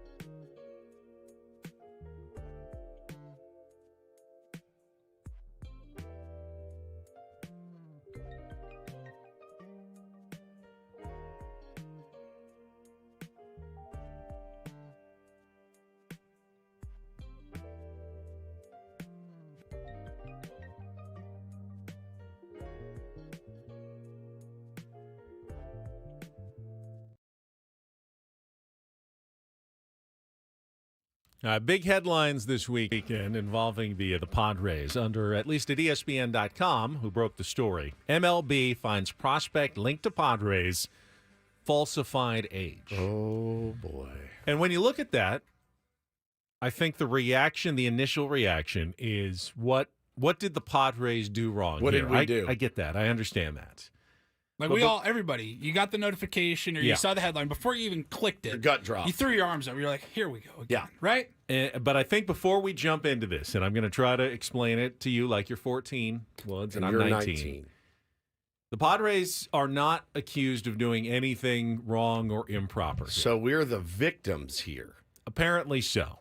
And we will get into this unusual familiar. story right after a check of traffic here on 97.3 The Fan. From the 97.3 The Fan Traffic Center, here's Kelly Danick. Got a few things that might slow you down a bit. Crash on northbound 805 at the 163. Yep, it's still there. Fire crews got that right lane blocked. Apparently there was some guardrail damage. So, just watch out for a little activity there. Also, westbound 52, an accident past Mast Boulevard. Those vehicles are over the right shoulder. Cordell and Cordell traffic cam shows collision in the North County. Southbound side of the 15 before Villa Rancho Parkway. They're trying to move that over to the right shoulder. I'm Kelly Danick with Ben and Woods, San Diego's #1 sports station, 97.3 The Fan. All right, so what happened, what broke this weekend, and how does it affect the San Diego Padres? So, Woods, I think you know, even 14-year-old Woods knows that the Padres and other teams sign international players from various countries, including the Caribbean, the Dominican being one of the big hotbeds of young Major League Baseball talent. Oh, yeah. I've heard that many, many times. Players who are not from the United States are available to Major League Baseball teams via international signing and bonus pools, of which you have a certain amount of money each year to sign international players who are eligible to be signed once they turn 16 years of age. But doesn't mean that you haven't spent a lot of time before that scouting and trying to decide which players you're going to want to devote that money to. In recent years, of course, the Padres have spent a lot of money on Ethan Salas and Leodalis DeVries out of this same international bonus pool and finding their prospects on an international level, correct? Yes. We all understand how that works. So in the process of scouting a future potential prospect, Padres found this kid who they believed was named Cesar Altagracia. Now, Cesar Altagracia was not a secret. Cesar Altagracia was a big name on the international circuit. In fact, he represented the Dominican Republic in 2022 at the Under-12 Baseball World Cup, and then at the Under-15 Pan America Championships this summer. So he's been seen at national tournaments, big international events, and is well known to scouts throughout Major League Baseball. Padres, though, were very high on this kid, thinking he looks like someone we would like to add to our organization. So what many teams do is they approach their families, or in some cases their agents, who are known as buscones in the Latin American baseball community, who represent kids and are trying to get the best deals for them once they turn 16. And part of this process, pre-negotiations. Hey, we're really high on you. If you're just 14 now, but in 2027, we would like to devote a big chunk of our international pool money, and we can actually kind of early verbally commit to you, and we would like to help you then with your development. And they can actually work out at facilities, and the Padres can kind of keep tabs on them for the next couple of years. So with this kid, Padres had made a verbal agreement for in 2027, when he turns 16, to sign him for about $4 million. Okay, so we're still looking 3 years from now. Yeah, big money. Not all your bonus money, but that's a lot of bonus money. He was going to be the number one big kid, expected to be basically that class's Ethan Salas and Leodalis DeVries in 2027. But this weekend, an MLB investigation discovered that Cesar Altagracia, supposedly a 14-year-old kid from the Dominican Republic, was neither 14 nor Cesar Altagracia. He was actually 19 years old and was using the identification and documents of a kid who had died named Cesar Altagracia when he was younger, and was falsifying his basically identity to attract more interest from other teams, because obviously someone who says he's 14 but looks 19 is going to be pretty impressive when competing against kids 5 years younger than him, and is going to project, I'd say so, as a really big future talented star in baseball when he, of course, gets a little more mature and develops. Hey, he already looks this good when he's 12, 13, and 14. Imagine what he looks at like 16. when he gets to 16 and 18 years old. So in the course of that investigation, they found out that he was not who he said he was. When the Padres found out, they reportedly, according to ESPN, withdrew their verbal offer, as any reasonable organization would. And Altagracia, or whoever he is expected to be suspended for a year, will not be able to sign until he's 20, if any team is even interested in him anymore, because at that age, you're no longer the prospect that everyone thought that you were. Did that sort of explain what was going on in the world of prospect baseball in the Dominican this weekend? It does, and it begs the question again. Is this this is the way that it's done now? Certainly, and I understand that, and yeah, we get hyped on young prospects. Oh man, can you believe this kid's only 17 and 18? And so this guy was essentially 17 years old playing against 12-year-olds at the time. Correct. Of course, he looked good. Yeah, of course. All right. Look, I'm 49. Remember Danny Almonte at the Little League World Series. Yeah. I think he was only 2 years older than he said he was. He was 14 pitching against 12-year-olds, but looked awfully dominant in that Little League World Series. I watched an 11U game this weekend, and I don't think for a second, I didn't think to myself, how could I do against these kids? Could I hit this pitcher? The answer is undoubtedly yes. Could I dominate these guys on the mound? He was the leaving answer his is stuff all over the zone. Oh, dude, it was all over the zone. I mean, and what these guys were swinging at, these 11-year-olds, Paulie, just two-seamer, four-seamer changeup, it's over for these kids. 19, so that's like first year out of high school. 12. Going up against 12 is little league. Middle school aged, kids. Yeah, I'd say you probably would stand out. Bo gets mad if he has to play against someone that's 8 and he's 6. And it happened yesterday. Big old kids out there. He's like, bro, these guys are monsters. I'm like, yeah, they're 8. I can't even imagine what those 12-year-olds thought when a 17-year-old is towing the rubber or playing short and just dropping tanks on them. Yeah, man. Unfortunately, these kind of things probably happen more than they should. And look, at the end of the day, you kind of understand why the kid did it, don't you? So, don't you understand why he did it? Well, yeah. I mean, he broke the rules, but probably a poor get family. it. This is a chance at a giant payday. I'm sure the future agent, wherever, knows he's going to get his cut. Pull the wool over their eyes for a little while, and cash in on the money. Who cares if he actually makes it to the big leagues? You sign that deal, it's a bonus. That's money. That's money in your right pocket. into your account. If you can pull the wool over some, rich baseball organization's eyes, I can certainly see why, unscrupulous people will attempt that. Now, as you said, this has gone on. This is not a new phenomenon. In fact, it's gone on with the Padres before. In fact, before 2001, before the 9/11 attacks, it was so common that Baseball America even called it age gate. How many prospects from the Caribbean were not the age that they said they were? Yeah, we've heard this stuff. We've heard accusations for Albert Pujols. Yeah, for sure. Tim Flannery sent a phenomenal tweet to me this morning. He said that when the Giants found out that Juan Uribe was actually 3 years older than they thought, they had 3 cakes and 3 birthday parties that day for Juan Uribe at spring training. Well, that's how you just happy birthday, and happy birthday again. That's how you just lean into it, and Juan was already contributing on the big league level. That's incredible. So back after in the year 2000, and Craig and I were hosting the pre and post game show. So we remember this pitcher who was supposed to be a top prospect for the Padres. His name was Isabel Giron. Now, maybe in hindsight, it seems fairly obvious, but it turns out he was not like an 18, 19-year-old pitcher. He was 29, and he was using the identity of his younger sister at the time to try to pull the wool over the eyes of the organization and make it seem like he was a hot young prospect when really he was already at or past his prime in terms of Major League Baseball ages. He was released by the Padres. They never even bothered to find out what his true identity was after he was released.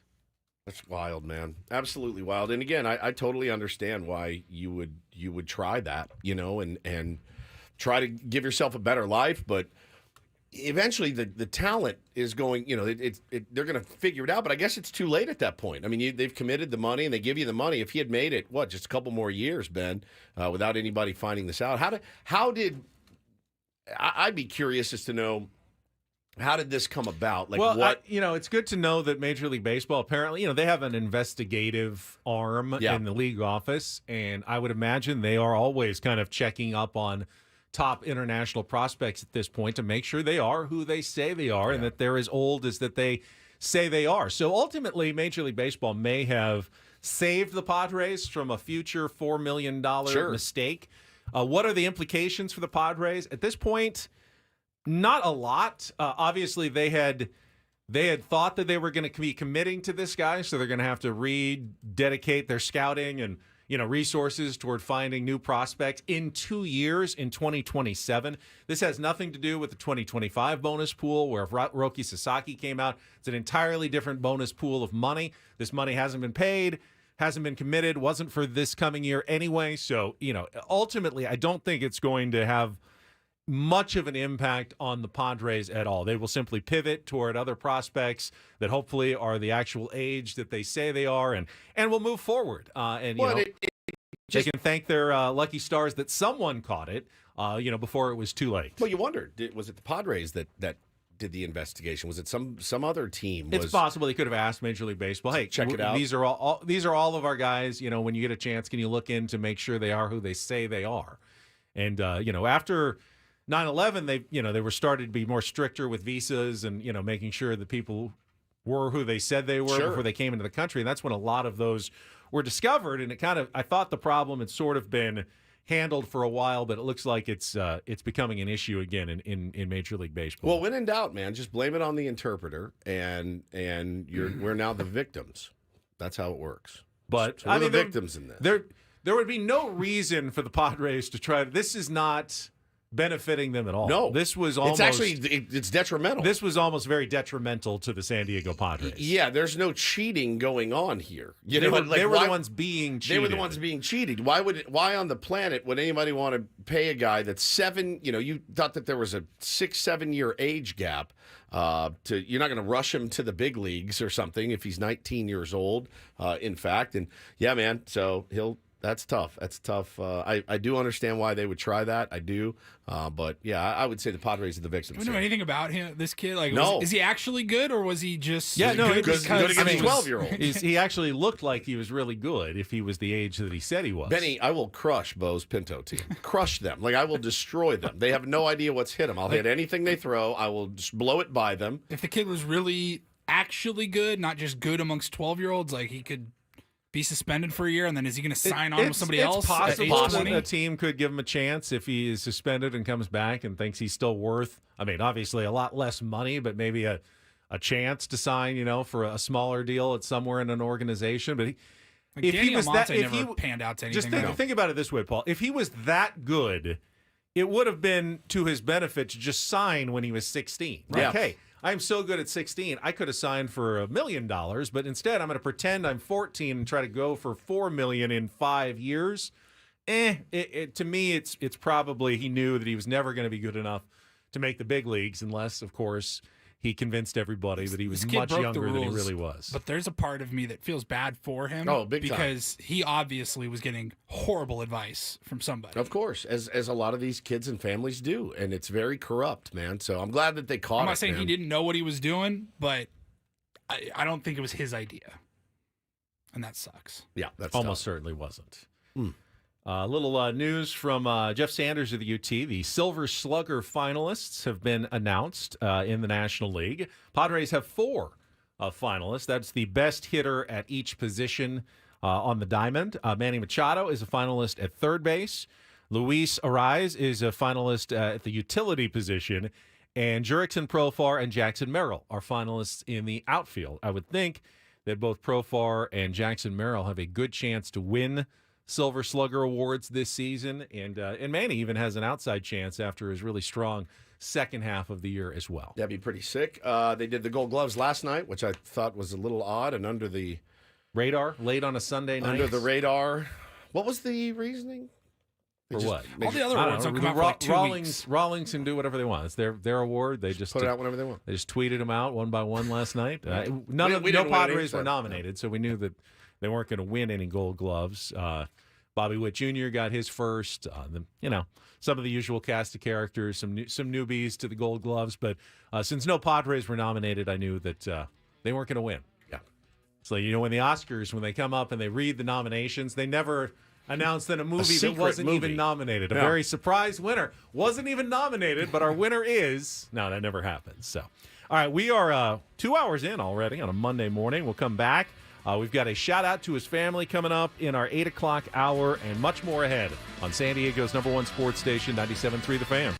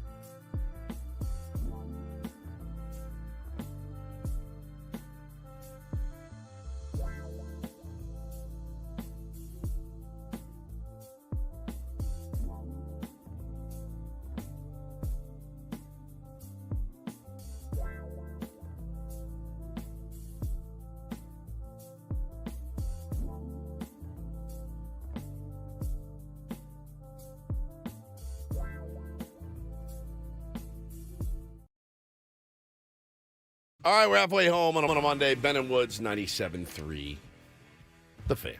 Great to be here with you. Beautiful, beautiful day here in America's finest city. I'm Woodsy. That's Paul Reindl, the executive producer. Ben Higgins, your friendly neighborhood sports anchor, joins us as well. So when the show ended Friday, we all dispersed and went our separate ways. Did anyone watch the parade in L.A.? I did not watch a second of the parade. I unfortunately saw a lot of it because it was retweeted into my timeline by many Dodger fans. Did anyone there. catch my little joke at the end of the show on Friday? I think I might have. I don't remember it. The Dodgers were in our chat, and they said they were going to the parade, and I told them, Yes.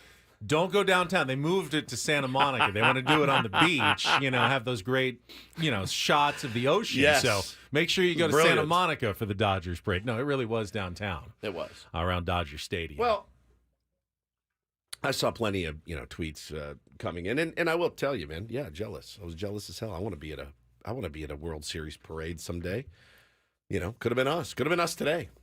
I would like, and I put it out there on the record, I would like to go for my 50th birthday to the Padres World Series parade. That would be fun. Ooh, I'll be in England. That's my fifth. No, you won't.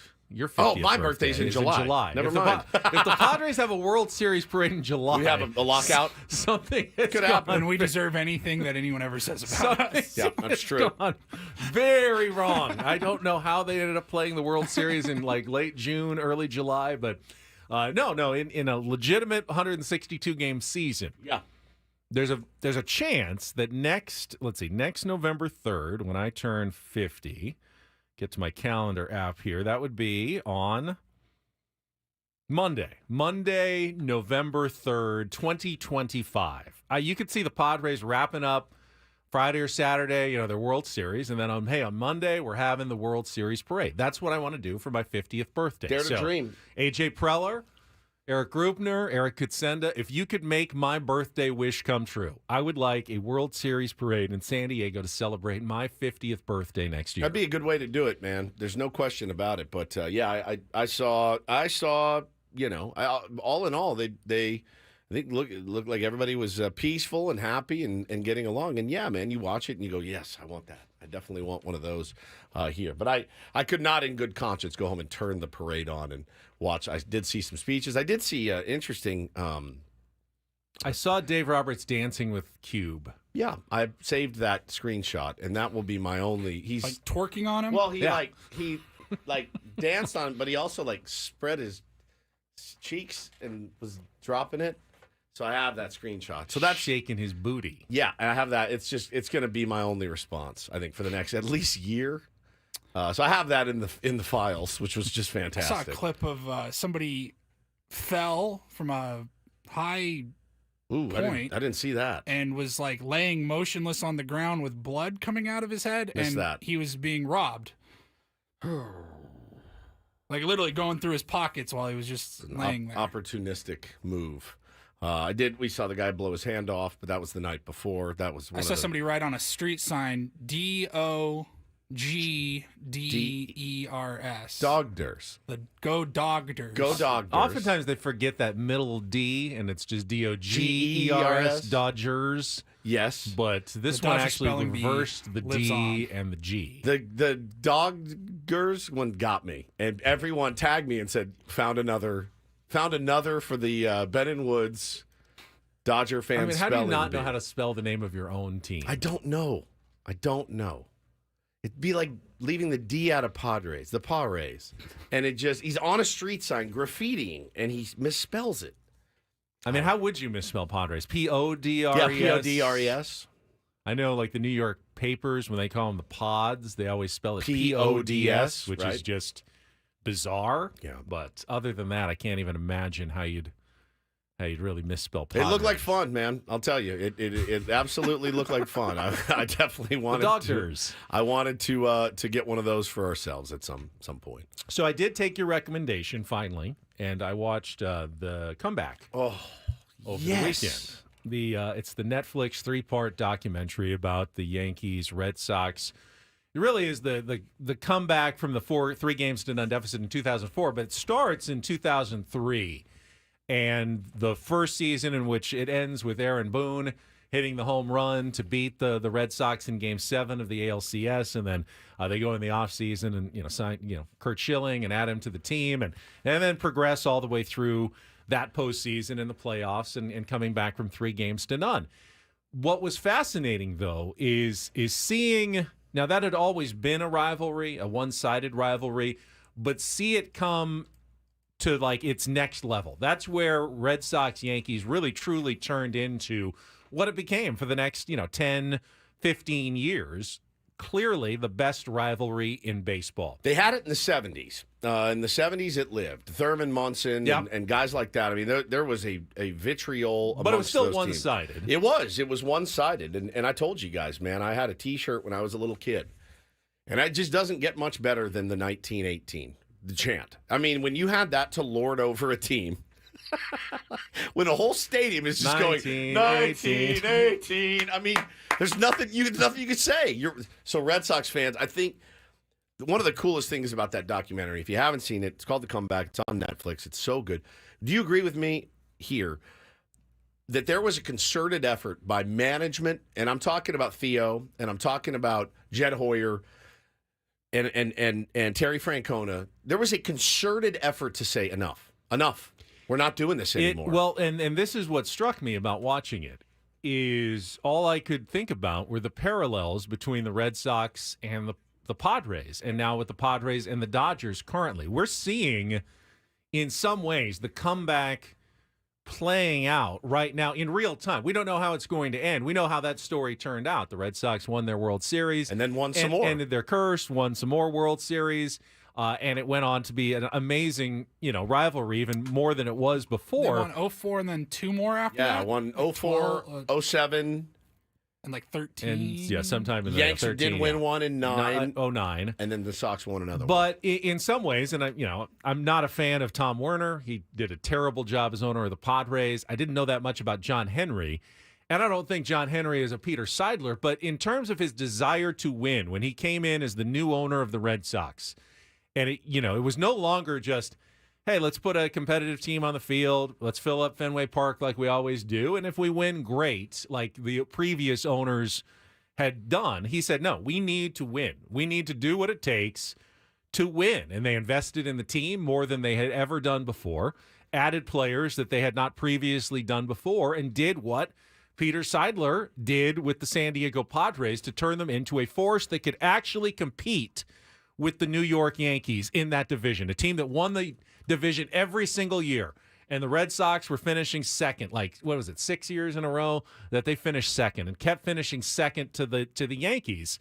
And I just couldn't help but look and see, we're watching this kind of play out. Now, coming back from 2-1 deficit like the Dodgers did this year is not 3-0, but they have their chapter. Padres had their playoff chapter in 2022 when they, slayed the Dragon and got their first playoff victory over the Dodgers. And it seems like we're still in perhaps the rising arc of what the LA Times, over the weekend, I think on Friday, Bill Plaschke, said is now the best rivalry in baseball. Bill Shaken has passed the Yankees and the Red Sox, and the Padres Dodgers is now the best rivalry in baseball. And while nothing is a consolation prize to getting knocked out of the playoffs and not winning the World Series, it's pretty cool to have a team that's part of the best rivalry in the sport. I've never had that before as a fan of any sport, and now I feel like I do. Like, well, that's not little brother. That's not little brother saying that either. That's Bill Shaken, and that's a lot of the players talking about it too. And people all over the country, all of a sudden, they want to see Padres Dodgers, not just because it's two great teams that are filled with stars, but there's drama off the field. There's the Manny and Dave Roberts. There's the intrigue, the things that made Yankees Red Sox, the whole A-Rod. I mean, I had forgotten the whole, the Red Sox had planned to trade for A-Rod, and they were going to send Manny Ramirez off, and this was all like a done deal. It was done. And the players' union scratched Gene it. Orza said, no, you can't adjust A-Rod's contract. This is done. And then the Yankees, because Aaron Boone had hurt his ankle playing basketball, they decided, okay, we're going to go and trade for A-Rod now instead. And he was going to go to the Red Sox, went to the Yankees instead. Looked like the Yankees were unbeatable at that point. They, of course, take that 3-0 series lead in the 2004 ALCS, and then the Red Sox come back, and it's history. But we're kind of watching that now, and I can't wait to see the next chapter of Padres Dodgers and the Netflix documentary in 15 years about what we're living through right now. Well, and the only thing that you fear is that because the Dodgers hadn't won a ton of World Series, what you hope is this isn't the Dodgers turning into the Yankees of the 90s, right? Where the Dodgers rip off 4 in the next 7 years or something, and we have to wait until 2045 when Leo Dallas DeVries is 36 years old to go out and win a World Series finally. I know you were a Yankees fan. I honestly had to remind myself, they didn't win the World Series after Aaron Boone hit that home run and sent them to the World Series. They did not win the World Series. They lost to the Marlins. Yeah, which is insane. You think about it. The Marlins have a chip. It's not how it was scripted in Hollywood, for sure. Definitely not. So I think it's such a good doc, but I think the thing, and I think I mentioned it briefly at the end of the show on Friday, one of my favorite parts was Curt Schilling's a free agent, and he literally said, I want to pitch for the New York Yankees. I want to be a Yankee. I want to pitch in Yankee Stadium. That's all I want.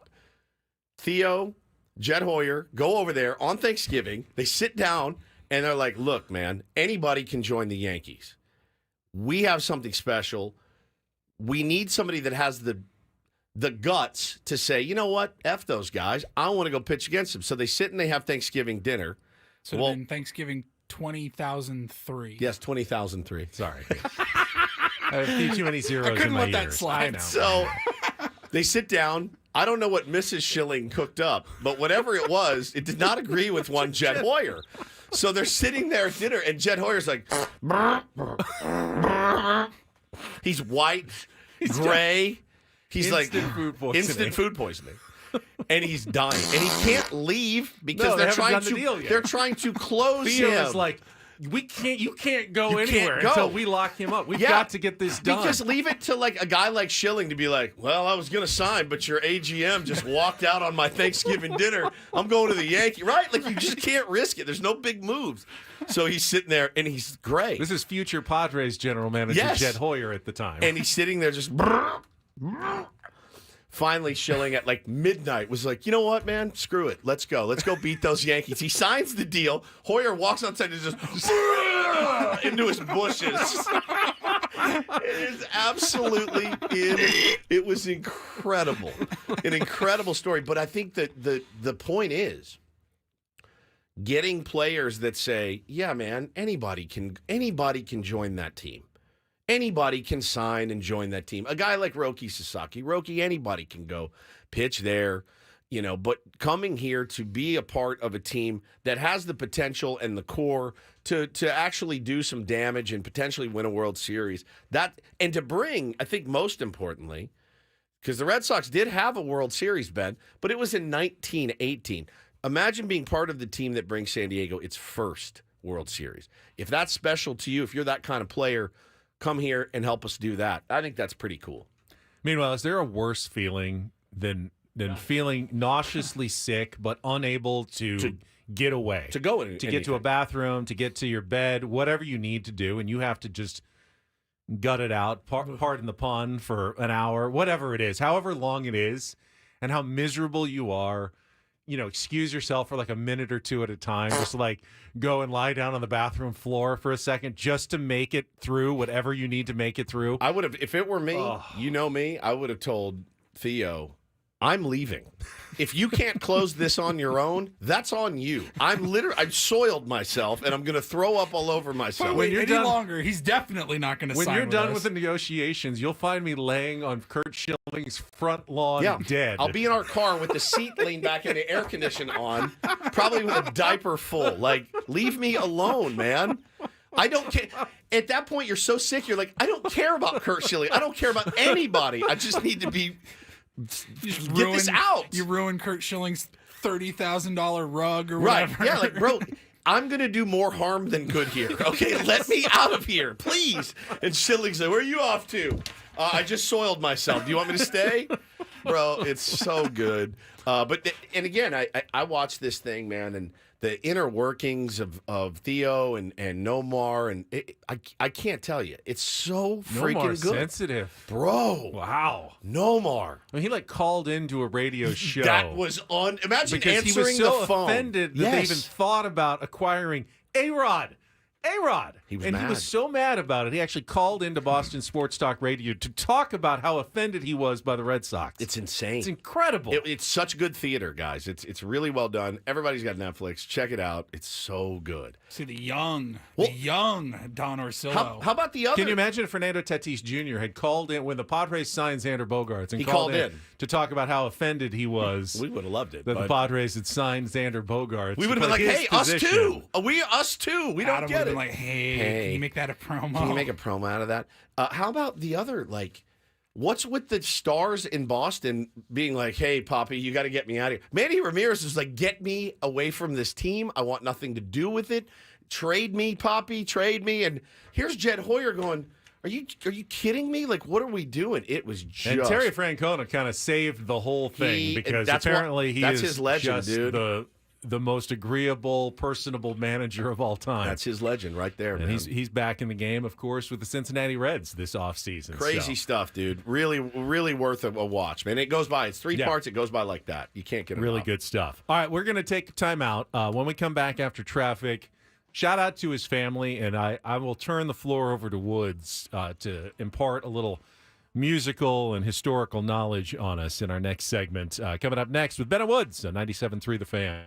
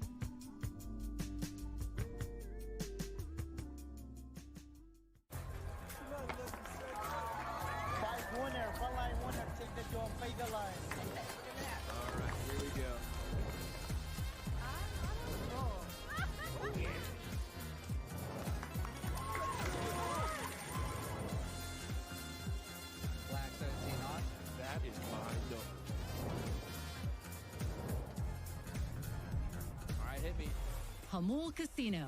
Fun above all else.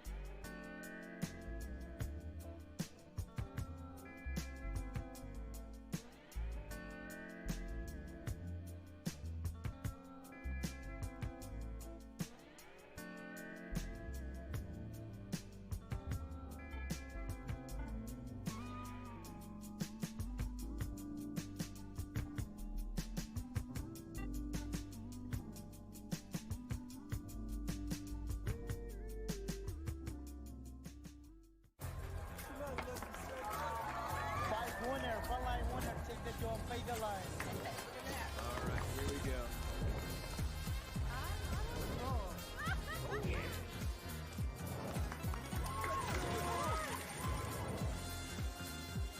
Black 17 on. That is fine. No. All right, hit me. Hamul Casino. Fun above all else.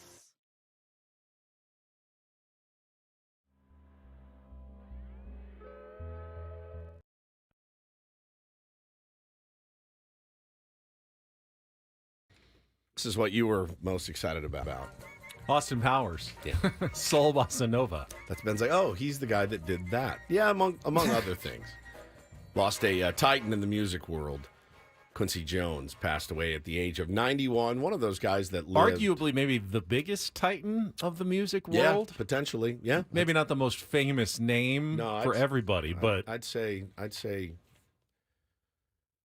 there's some shoes to fill now for the next producer, composer. Quincy Jones, 91 years old. He worked with all of them. He worked with Frank Sinatra, worked with Ray Charles, of course, Michael Jackson. He produced Thriller. He produced Off the Wall, sold millions and millions and millions of records, 28 Grammy Awards in his career. Just a titan, a titan. You were obviously a music DJ and know more about the music business, I think, than most. What does a producer actually do? You can't even quantify the brilliance of, if you have the right one and the good one, and the person that knows how to bring the best out of you and your sound, it's a game changer. Sometimes they're called engineers, but like, engineers and producers, same idea. Ish. But a producer like Rick Rubin, a producer like Quincy Jones, Phil Spector, like the wall of sound and the Motown, the sound. Like they create the sound, like for sometimes an entire genre of music. That's exactly right. And what he did for Thriller, what he did for Michael Jackson's career. I mean, Michael Jackson probably would have still been very famous because he was already very famous before he worked with Quincy Jones. But Quincy took him into the stratosphere, into the next level. And one of the funnier stories of all time is the solo on Thriller is played by Eddie Van Halen. And Eddie Van Halen, his band Van Halen, had an album out called 1984, and it was a huge, huge smash. And so Quincy Jones calls Eddie Van Halen and says, "You want to play this solo?" And Eddie's like, "Who are you? I don't know you. I'm not talking to you. Quincy Jones, I've heard your name. No, I'm not doing it." He's like, "Bro, come play this solo. You'll love this kid, Michael Jackson." So Eddie Van Halen shows up, shreds this solo. Well, that takes Thriller into the next level. And then Eddie's brother was like, "Why would you go play on a record that is now number one over our record, you absolute moron? Why would you go help a guy he keeps us from the top spot?"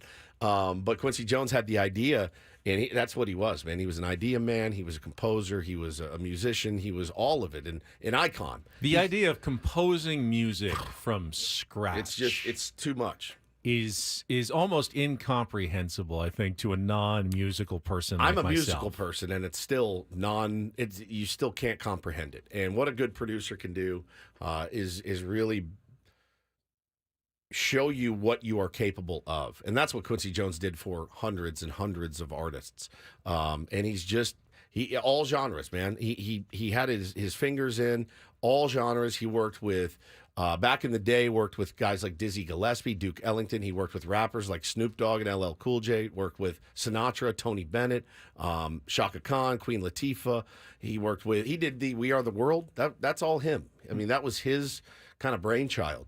And he got all those guys together and girls together, and they did that and, raised a ton of money. He was an activist. He was just a titan in the music industry. So we will do it like we do it here on Ben and Woods. And I really hope we can see more unity and more peace when already things are so difficult. So, shout out to his family. Paulie will like this because Paulie doesn't like the Beatles. They asked Quincy Jones his opinion on the Beatles. He goes, "Nice dudes, really bad musicians." He said, something to the effect of it. He was ripping on Ringo Starr, the drummer. He goes, "Man, we had the simplest beat for him to do, and it took him forever." If I said, "Man, go ahead, just leave, come back, get refreshed, come back and try to do it later." He had one of his jazz guys come in, do the beat on the record. Ringo came back and goes, "Oh, that actually sounds pretty good." He goes, "Yeah, because it wasn't you. We got somebody else in here to do it." He was fearless, man. He was fearless. Oh, his beat. Yeah, he played. Eddie Van Halen played that solo on "Beat It," not Thriller. But the album was Thriller. But yeah, it was just. He was just one of those guys. Very, very outspoken. Knew what he was doing. Legend. He even composed the theme to Sanford and Son. Just one of the best. TV theme songs, definitely one of my areas of expertise. Yep. And that is definitely one of the better ones. That's one of the best. Is that the bum bum bum? So good. Yeah, he was great. He was great. All right. Well, a titan, a lot of shoes to fill on that one for sure.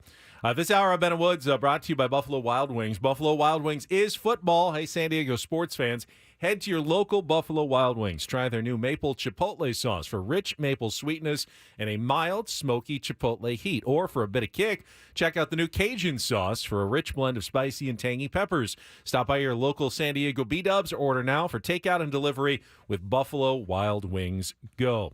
We talked a little bit about Ha-seong Kim turning down his contract option and hitting free agency. Had some other decisions in Major League Baseball pretty big as one. well. Yeah, the free agent market is going to be is pretty hot, especially with pitchers, which the Padres are in the market for pitching this offseason for sure. We'll talk about some of those big calls, decisions, how the Padres might factor in coming up next on San Diego's #1 sports station, 97.3 The Fan.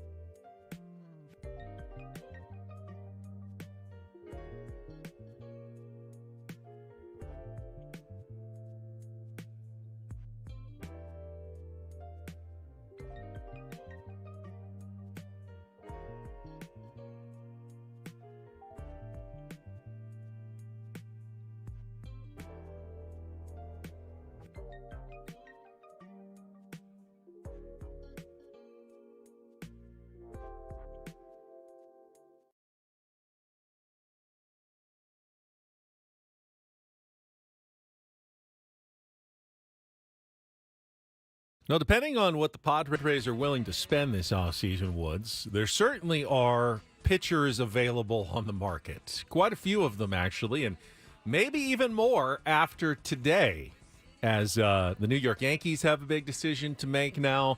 Had more opt-out decisions over the weekend, but it's going to be a very intriguing offseason pitching market for free agents coming up, and the general managers meetings now underway. Probably some preliminary negotiations with agents getting started. We'll talk about what that market is looking like and some of the big decisions that were made over the weekend right after a check of traffic here on 97.3 The Fan. From the 97.3 The Fan Traffic Center, here's Kelly Danick. Traffic is sponsored by Valvoline Instant Drive-Thru Oil Change, your trusted instant drive-thru oil change. Got a couple stall vehicles here. Northbound 5 before Mile Cars Way. It's been moved over to the right shoulder. Stall has been moved over to the right shoulder on westbound 8 just before Severn. Also westbound 52, we still have this crash just past Mass Boulevard. It's over to the right shoulder. Accident has cleared in the North County. South 15 near Villa Rancho Parkway, so speeds are improving there. Stop by 8 of the 30 San Diego Valvoline Instant Oil Change Centers. You don't have to get out of your car. Usually only takes 15 minutes or less. Plus, get a free courtesy check of your tires and battery. Visit SoCalOilChange.com for directions and discounts. SoCalOilChange.com. I'm Kelly Danick with Ben and Woods, San Diego's #1 sports station, 97.3 The Fan.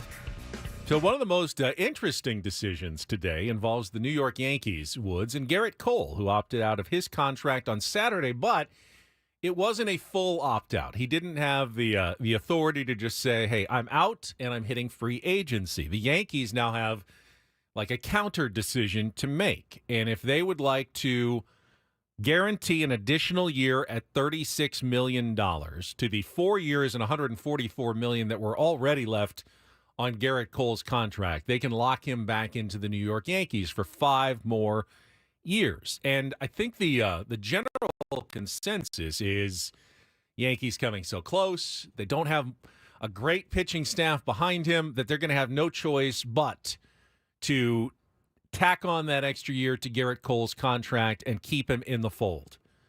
I'm going to predict the opposite. I think the Yankees are going to look coldly and with a clear head about the situation and go, Gerrit Cole is 34 years old. And while he is one of the best pitchers in the game, this is our chance to get out from the probably worst 5 years of his deal rather than lock ourselves in to an extra year at the end of that contract at $34 million a year or somewhere around there, $36 million a year, and go, why don't we go spend that money on a younger pitcher who might actually be less expensive than Gerrit Cole and lock him in to a long-term deal, whether that's Corbin Burns, whether that's Blake Snell, whoever. I just don't know how it makes sense for the Yankees to just say, oh, yeah, no doubt about it. We just have to pay Gerrit Cole that much money. You think I'm wrong? The Yankees don't have a Colonel budget like I am. They don't think that way. They do. His name's Hal Steinbrenner. Yeah, he's more Colonel budget than his dad was, certainly. I don't know how if you're the New York Yankees, you don't just pick it up and just keep moving on with Gerrit Cole. You brought him in to be an ace. He has been an ace for you. You won a Cy Young last year. He had 2 playoff starts. He gave up 1 earned run. You lost both games. Partly because he didn't cover first base on one, but he really pitched well. It's 1 year, 36. You are the New York Yankees. You can absolutely afford an aged Gerrit Cole at $36 million a year. You can. Again, this isn't if this were the Padres, Ben, we may be in here this morning going, oh my God, he opted out. Holy crap, this actually might be good for us. You can afford that mistake, I think, if you're the New York Yankees. If it ends up being a mistake. Now, you can't get to the World Series, in my opinion. If you're a Yankees fan, you can't get to the World Series and go, cool, let's let him go.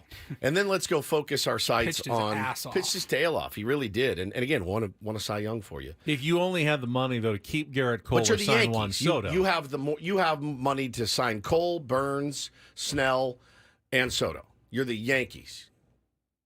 There's no excuse. It's just like the Dodgers. If they want somebody, they can get him. Those two teams have carte blanche to do, and Steve Cohen's Mets can do whatever they want. And I'll tell you, man, I don't know. Like, my gut tells me they'll pick it up.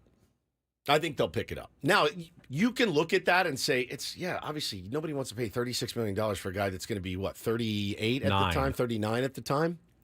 But what happens in the next 4 years? Who do you get to replace him? I think you can afford those mistakes. The Dodgers could afford paying Trevor Bauer $40 million for years that he didn't pitch, right? Every team that is in the hunt like that has the kind of funds that they do, they can afford those mistakes. They can wear those. They can absorb it, and it doesn't destroy them. If you win a World Series, nobody cares about that year, especially the New York Yankees, right? Like if you can win that World Series, and you got fairly close this year, I don't know that Hal will do it, but I think something tells me you can't let Gerrit Cole walk away from that staff. So Gerrit Cole could be joining the free agent class this offseason, depending on what the Yankees do. He could be, yeah, and we'll know that in the morning, right? We will know that by the end of the day. Blake Snell is joining that free agent class. He opted out of his deal with the Giants over the weekend and will become a free agent. He joins Corbin Burns, Max Fried, Jack Flaherty, Yusei Kikuchi.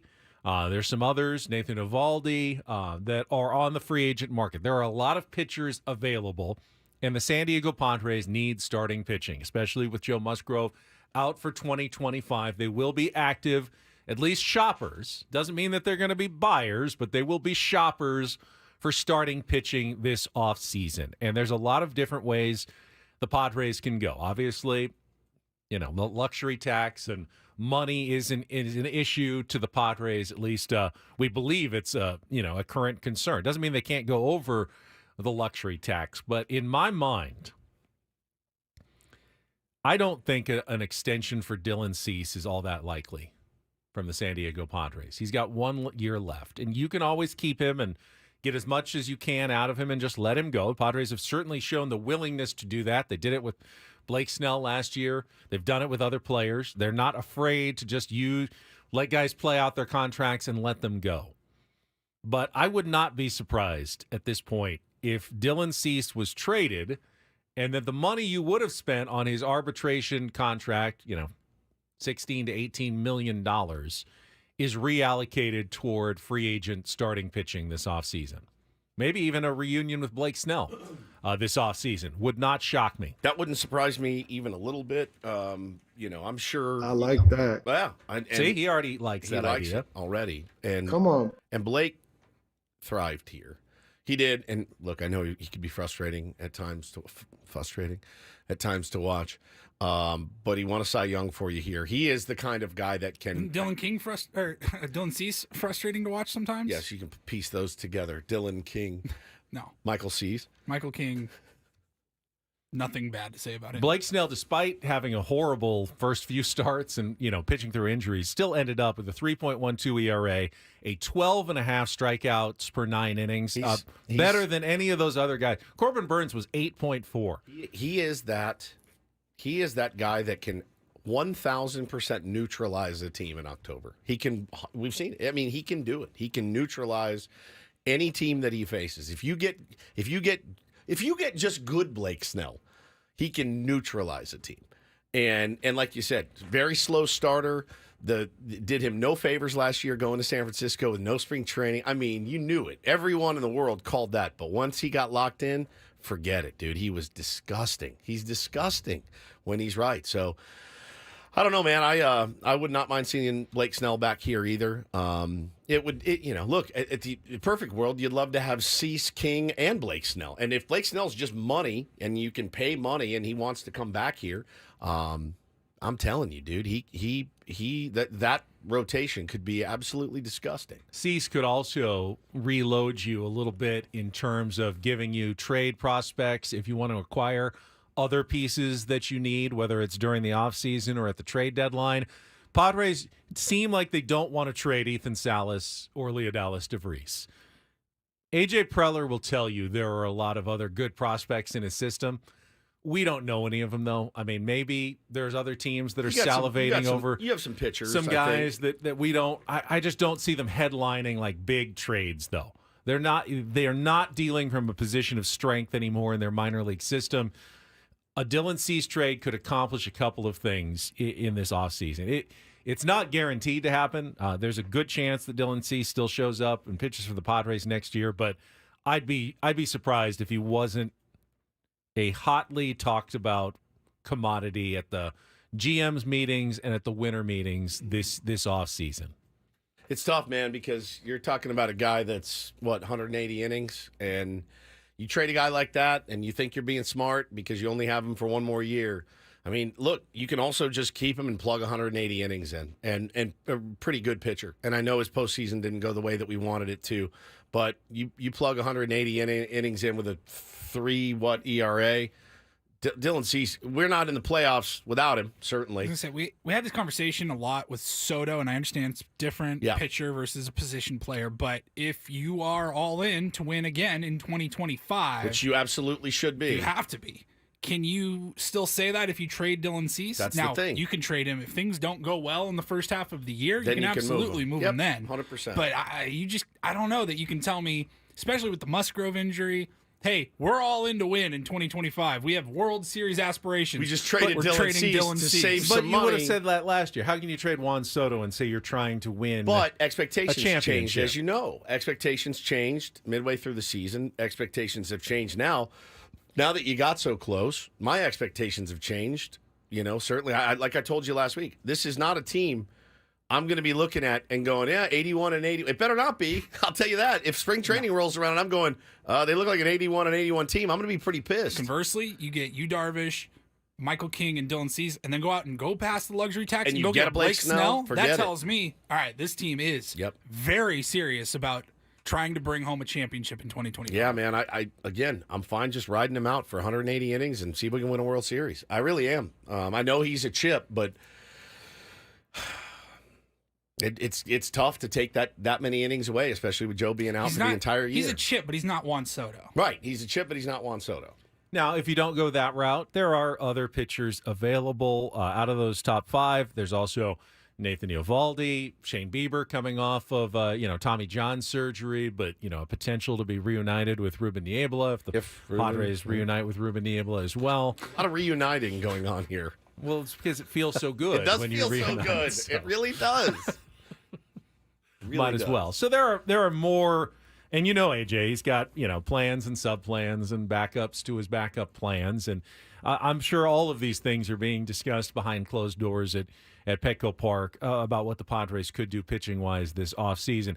I do think whatever they do, one guy who's going to be a secret key, not secret key to next season, I think Randy Vasquez is going to be a big guy next year. And if he has a good season, solves a lot of problems for the Padres at the back end of the rotation. If he doesn't take a step up and, continues to be no more than a 6th starter, Padres will continue to kind of scuffle at the back end, trying to go, is it Waldron? Is it Vasquez? Who's that guy? I would love to see Randy Vasquez take one more step forward and really be a solid, Be a starter. Starter with a 3.5 ERA type guy would be really good. Yeah, that'd be great. And I think he has it in him.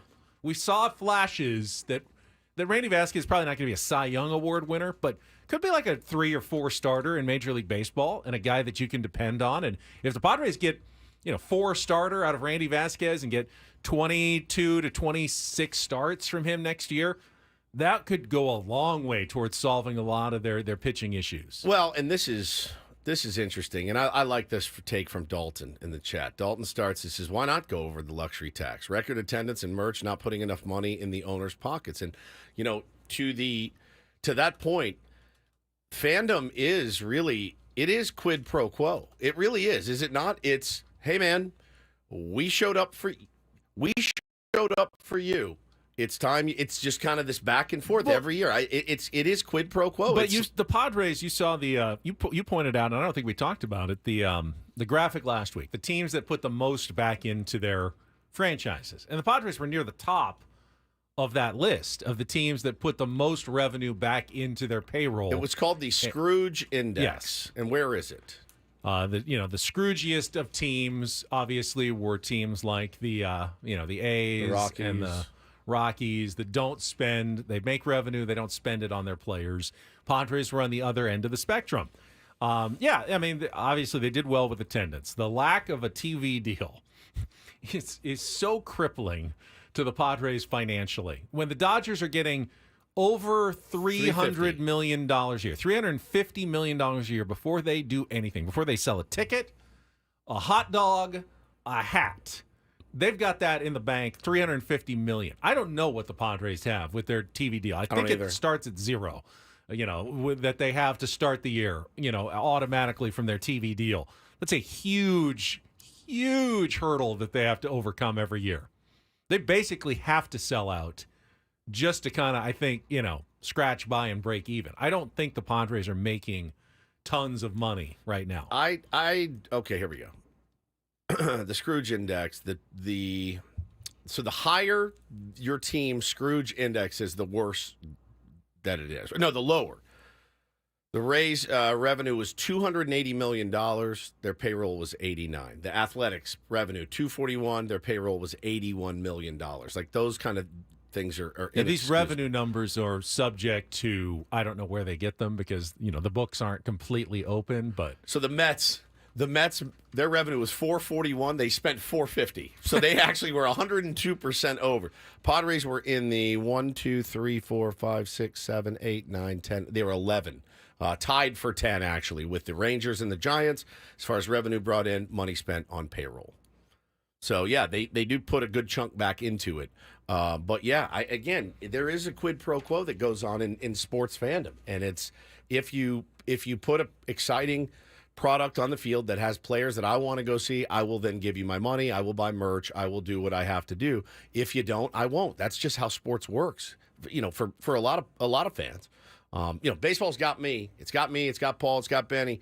But for those fans, you want to keep them coming back to Petco Park every night. There needs to be a good product on the field. It's funny because the Mets seemed like they were fruitlessly spending the money just a year ago. Yeah. Like you're spending tons of money. No one even wants to show up for your product. And then all of a sudden, boom, they're in the National League Championship Series. Look at the disparity in revenue, though, guys.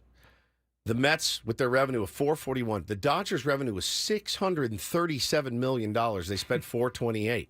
The Braves, with $521 million in revenue, spent $294 million. I mean, these numbers are staggering.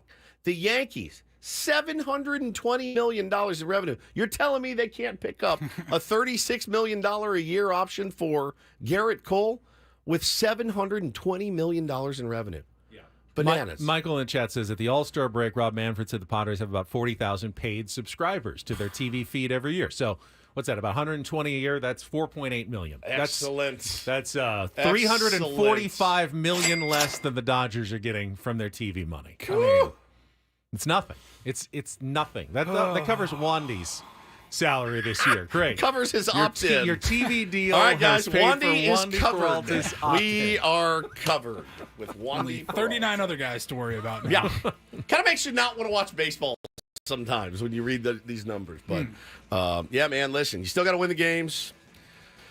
So you got to figure it out. Snapdragon Stadium has a big problem. Paul is going to talk about it in the Reindl Report. It's coming up next year, final hour of Ben Woods, the 97th Fan.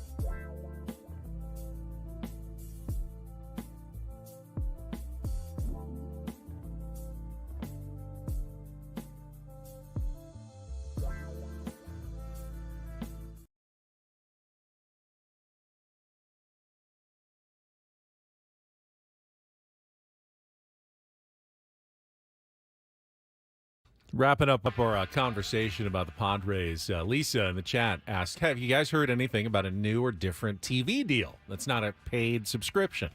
Like a real Bally Sports or Channel 4 coming in and paying the Padres, a couple $100 million for a regular television rights deal. And the short answer is no.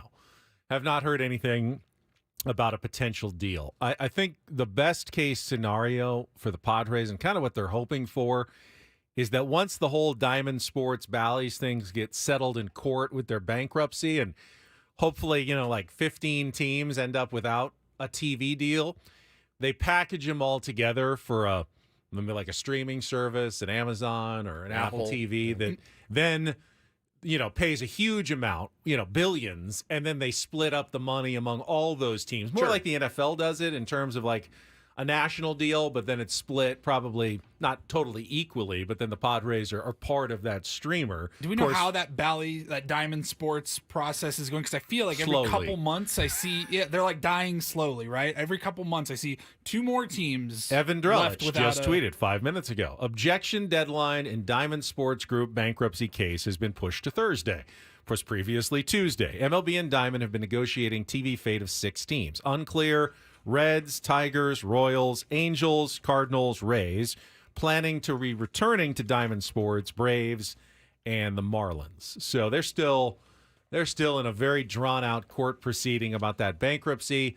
Only the Padres and Diamondbacks, I believe, were completely let go from Diamond and on their own. Everyone else remains in court, still being negotiated, still trying to iron out all the details of a very drawn-out bankruptcy process. Yeah, and the Padres, there's a serious interest in the team here in San Diego, honestly, but you're not going to get a deal from somebody that strokes you a $350 million check. No, we don't have enough people in the county. It's just never going to make sense. They have more than 10 million people in Los Angeles. They don't need everybody to sign up for that to be a smart deal. They put that on cable. They sell a ton of advertising.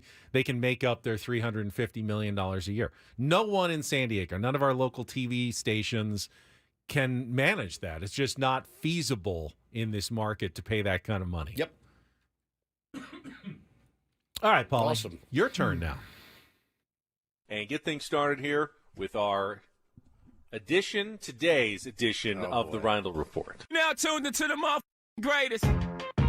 Welcome to the Reindl Report with Paul Reindl. Hi, Paul. All right. 2 stories from the world of sports that we haven't gotten to yet. We'll start off in Major League Baseball. And 1 story that you didn't know you needed. Are you laughing, biatch? It's the Reindl Report. Hey, Paul, how you doing? Okay, how are you? On 97.3 The Fan. Are you ready to bless the mood? I need some help, please. That was good. Can I get a oh yeah?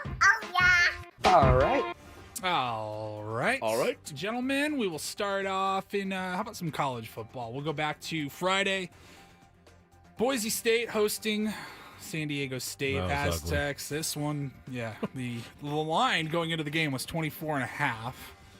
And that ended up covering. If you bet on Boise State, they won 56-24. Covered in the second quarter. It was 28-0 when I turned it off. Some guy I know told me that the Aztecs were going to keep it close. Yeah. And so I took the Aztecs. Who said that? You did. I didn't. I said they could lose by 20. They could lose by 30. I said it could go either way. They lost by 30. What kind of advice is that? I said stay away from that game. I said stay away. You said I think they can keep it close. Really encourage what I saw against Washington State. So I took. They certainly could have. Well, obviously they could have. They could have. They scored 24 points. I didn't think they'd give up. What, did they give up 50, 51? What was the final score? I'm Ben Higgins for BetQL. Tonight is the Chiefs against the Bucks. The line is Chiefs -9. They could win by 9. They could lose by 9. I don't really know. I'm Ben Higgins. I'm Ben Higgins. 56 points. Yeah. Aztecs teams rarely give up 56 points. That was a bit of a surprise. Hence why you told me I was surprised them, by that. And I took them thinking they'd keep it if close. If they had just held Boise under 48, you would have won. And I thought the Aztecs could hold Boise under 48. But they didn't. elsewhere in college football. So they stopped that running back for the most part. In the, well, he in the ended beginning. up with 31 carries and 149 yards and 2 touchdowns. But it was the quarterback that was the slinging it all over the place. The running back was kind of hurt, and the Aztecs did slow him down, but they were they so bought into just slowing him down. Let's just get this guy. Quarterback, like, I have 7 guys wide open because you've got 11 guys trying to stop our running back. So that was kind of an easy call for the offensive coordinator of Boise State. Yeah. I guess we're going to pass it and use the play action to maximum effect. It's just incredible. Incredible. Not a ton of shakeup, at least in the top 5. The Ducks, they were unanimous this time at number 1, but they stay there. You had Georgia at number 2. Ohio State, Penn State game. Penn State just never wins the big games. No, they just don't. We did talk about that. I got that one right. I told you Penn State doesn't win big games at home, and they didn't. All right. Well, San Diego State, they were on the road in Boise, but when they're at home, they play at Snapdragon Stadium. And another team that sometimes plays at Snapdragon Stadium, the Wave, they put out a hell of a statement over the weekend. I think this came out on Friday afternoon. Holy smokes, man. Yeah, statement on match relocation due to Snapdragon Stadium field conditions. Friday, the Wave said, Wave FC has made a difficult decision to relocate our upcoming home match to Louisville, Kentucky due to ongoing player and field safety concerns at Snapdragon Stadium. The safety and well-being of all players is our top priority, and the current field conditions at Snapdragon Stadium, which are the responsibility of a third party, have not met the standards required for a safe playing environment.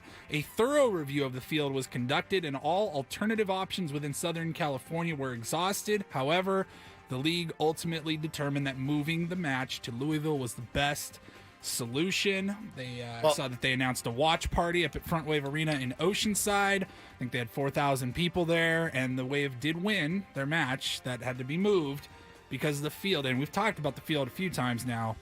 It looks terrible on TV. I've heard it looks terrible in person. The players have said it's terrible. The football play, I mean, it wasn't great for you were there against Washington State. It wasn't great. It's more than just aesthetic. Snapdragon Stadium issued a statement as well. It was the battle of the statements on Friday. They said they're disappointed with the NWSL decision to move Sunday's match from Snapdragon Stadium. Although we recognize the aesthetics Snapdragon Stadium.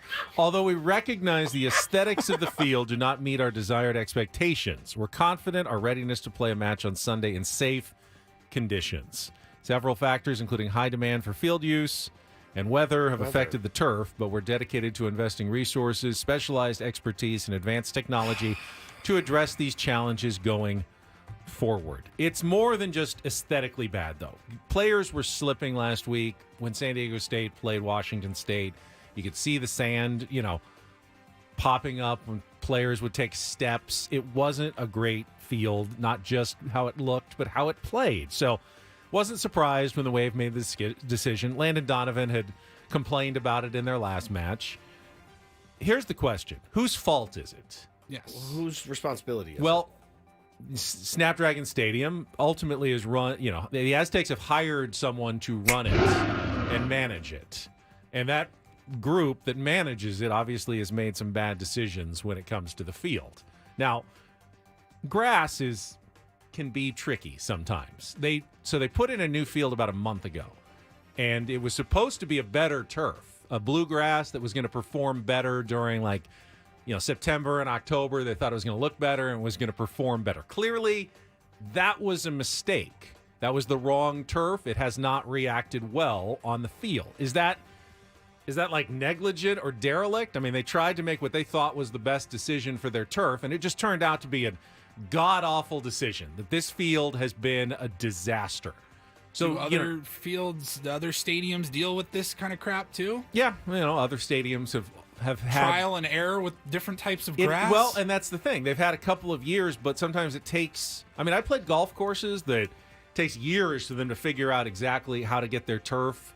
Yeah, but you're not going to get hurt on a golf No, you're not course. going to get hurt on a golf. But aesthetically, it's important to have it look good, as it is in college football and soccer. You want the turf to look good, but there's no magic. Okay, well, if we just spent another $20 million, it's definitely going to look good. It's not. There's no magic bullet to make grass grow perfectly. This has been an ongoing thing since the stadium opened up. It falls on the Aztecs to figure it out. It's their stadium. It's shoddy right now. I agree. I think it does fall on the Aztecs. It does. But if they say no, we contract the field maintenance and everything. Well, ultimately, out it's to still to a third it still party. falls on the Aztecs because Right. they own it. They're the ones who That's hire my point. the It other. doesn't absolve them No, it just does because they not. say, oh, we hired another company, blame them, send all complaints to them. Ben. Uh-oh. How dare you? But Evil JD? Hey. We haven't. well, I think I was Welcome actually back, the one defending Evil San JD. Diego State there, but I know you were, Ben. It's been a minute. About time you did. Did you enjoy them free tickets out to the Snap last week? Hello, Ben. Did you enjoy them free tickets? I guess the important Did you thing enjoy is- the free tickets, Answer the Ben? man. Answer the Yeah, question. yeah, All I right, had a good. good time. Then how about this? Shut your pie hole. Move on to the next story, and let's go. Enough said. All right. Ultimately, the problem is you got a lot of games going on in that turf. Well, and more to come. And more to come with San Diego FC. Yeah. They have to come up. They have to figure it out. gotta and they have to figure it out fast. As I said early in the show, we're never beating the small town allegations here. We're not. No, there's bad. You'll ask a baseball player. There's better fields and worse fields in Major League Baseball. Yep. All right, I've been on the grass at Petco Park. It's It's good. pretty nice. Really It's good. extremely nice. I was on the grass at Petco Park on Saturday night at Deftones, and it was beautiful. Can we maybe connect Stunning. whoever's in charge down the street here at Snapdragon and whoever's in charge of the grass at Petco Park? you shut your maybe mouth they go out too, for you lunch damn- I gotta and just look. exchange some ideas. Aren't you an alumni, Paul? Shut your mouth. Get ready for Aztecs basketball. Okay? That's the exciting part. Just shut your mouth. Both of you. Sorry, Evil JD. It's all right. Welcome back, by the way. It's good to be back. Man. There is the potential for disaster here. Big time. If none of the soccer teams feel like their field is safe, it's going to be a One real thing I know problem. about soccer teams, they never complain about stuff, so you guys should be in really good shape. I won't pretend to have followed closely with the Wave season. I know it came to an end with a win. They did win on Sunday, but really rough year for them. Yeah, rough year for them. Rough So year, rough. like from start to finish. Yeah. And Behind the this was scenes, just on the field, a dramatic cherry on top. went from the top team in the league last year to missing the playoffs this year. We really it was a do bad it. year. We really do it good here. It's really good. You know what I felt bad for is Elston, because Elston does PA, and so he missed the game. Like you gotta like bang a game check because they're like, hey, by the way, Craig, we don't need you tonight. We're going to Louisville to play the game. I don't think they flew instead. Craig to Louisville. No, I for don't the think they game did either. I don't think they did either, man. All right, finally, boy. I got one last. If it's not story one here. thing, it's another. I mean, they replace those fields every few months. You got to hope the next time they do it, they get it right somehow. Got to.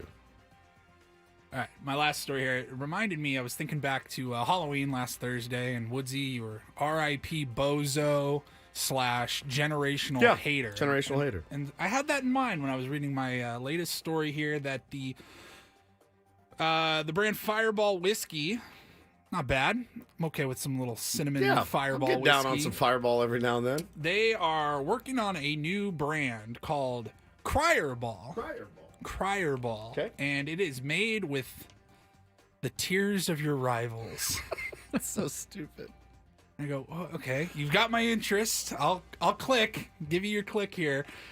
So they are working on this drink called Cryerball, which they say embraces competitive spirit by blending Fireball with the actual human tears of losers. How does that work? Fireball. Yeah, I'm a little confused. I'm glad as to you the, asked, guys. mechanics. Fireball of this. is going to 6 big rivalry games this month, 3 college games, 3 NFL games, and they are going to have people stationed at the exits of the stadium asking fans of the losing team if they would like Dumbest thing I've ever to heard. donate their tears.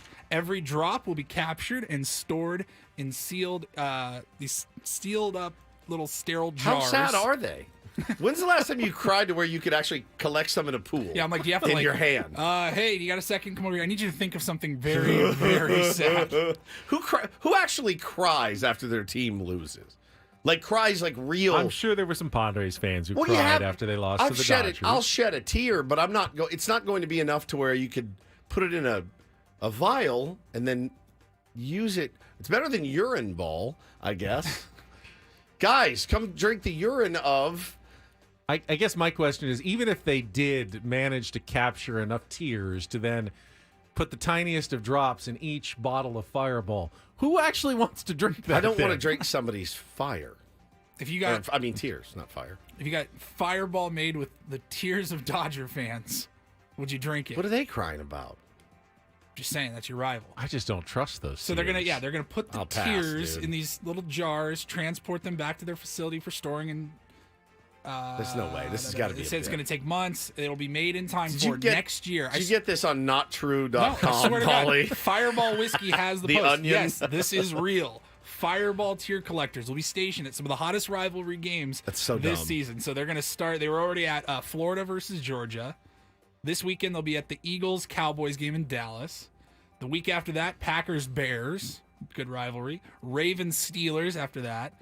Auburn-Alabama. Michigan-Ohio State. It's none I of can my. see it's none of some my people Your from kids those ever fan cry bases after crying. a Padres loss? Like children? Tears? If you drink the tears of children, Taylor you're doesn't. the biggest monster I've ever seen. Bo gets upset. Yeah. But not to where he's cried yet. I found a video the other day of the day that we traded Juan Soto. And I got in the car and picked him up from school and said, "Hey, buddy," I put it on camera. And I go, "We traded Juan Soto today." And he just looks out the window. I go, "How do you feel?" And he goes, "Essie." He said the word and everything. That's just what he said. And I go, "All right, me too." No tears yet, though. He's pretty cold. He's pretty cold. Remember the No More Tears shampoo? Because We use that. You do use well, that we use still? the baby No More Tears, yeah, but Because if it gets in their eyes, it doesn't burns. sting. Yeah, it works. Really works. I'm going to pass on that crier ball. Yeah, I still don't think it's real.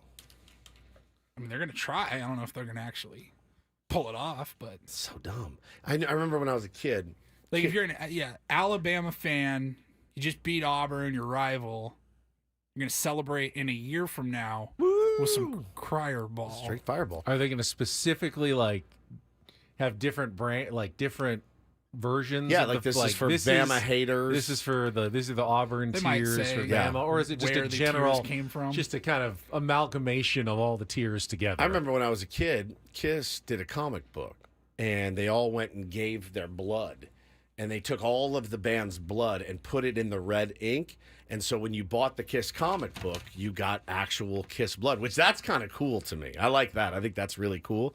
This one, you're not eating the book. Comic You're just book reading pages. it. You're like, ooh, that's Gene Simmons' blood right there. That's badass. But this is very weird. It's somebody's bodily fluids that you're drinking with your cinnamon whiskey. Weird. Thank you, Paulie. You're welcome. I still think that's from nottrue.com, but All right, Tier 1, Todd's loss is your gain. Todd lost to Woods today and take on Woods, which means the prize, the tickets to comedian Tom Segura this Friday at Pechanga Arena are up for grabs when we come back. Your chance to win coming up after a check of traffic here on 97.3 The Fan.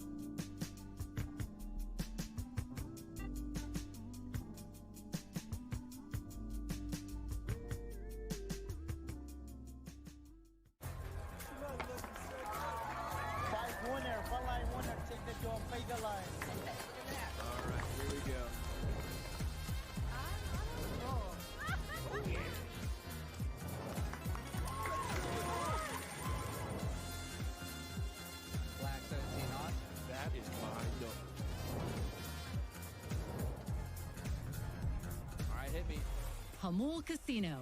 Fun above all else.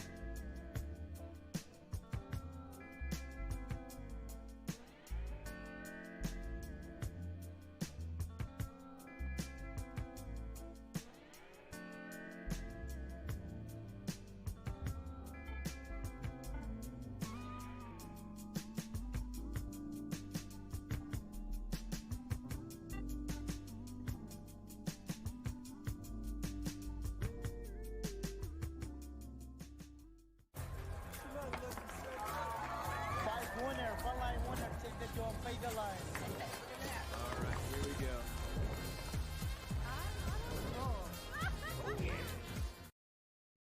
Major League Baseball general managers meetings underway. And again, we said earlier, and don't expect any big news, trades, free agent signings out of the GM meetings. That's actually pretty rare.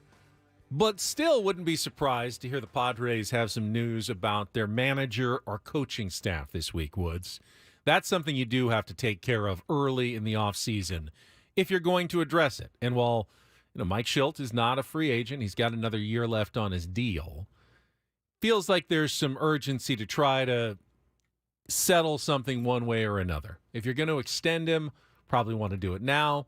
Get the coaching staff in place, re-sign Ruben Niebla, get all your ducks in a row coaching-wise before you start worrying about the players, which will be the next order of business. Yeah, I mean, there's, that's a couple of big ones right there that you'd want to get off your plate, I would imagine, if you're A.J. Preller. I would think. But again, there's no requirement to sign Mike Shildt to an extension. No. It will mean the two sides coming together on a number and a amount of time that they're both comfortable with. I'd imagine that, from Mike Shilt's perspective, clearly wants to make, as much money as possible and have as much security as possible. What's up, my dudes? How you doing? Hey, good, Shilty. His leverage is 90-plus win seasons every year he's been a manager, consistent postseason appearances with the Cardinals and the Padres. Yeah, that's correct. He does it again this year, and he doesn't have a contract. Could be a very hot commodity as a managerial free agent for the 2026 season, correct? Really cool. Man, if I'm Shildt, I may just be like, we can wait. We're good.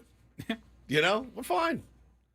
But you run the risk of having a really poor season and nobody calling you. But I don't think that's going to happen. Shilt's a baseball man through and through. What would you do? What would I do? Well, it depends on the offer. If they came back with an offer that was like, a minuscule raise, I'd be like, no, I'll wait. Does Mike Shildt deserve to be one of the best paid managers in baseball based on his track record? It's a good question. If that's what he's asking for, and I don't know specifically what he's asking for, but if he's looking for, top third of baseball. Yeah, I'd say top has he third. earned that? I'd say top third. A lot of regular season success, playoff success. Now, do we know what he made officially in I have no 2024? idea. According to the reports, he was making in the lower third of baseball managers. Around $1 million, maybe a little more than that. I don't know. Haven't seen any specific numbers thrown out there. Front Office Sports has him he said he made $4 million in 2024.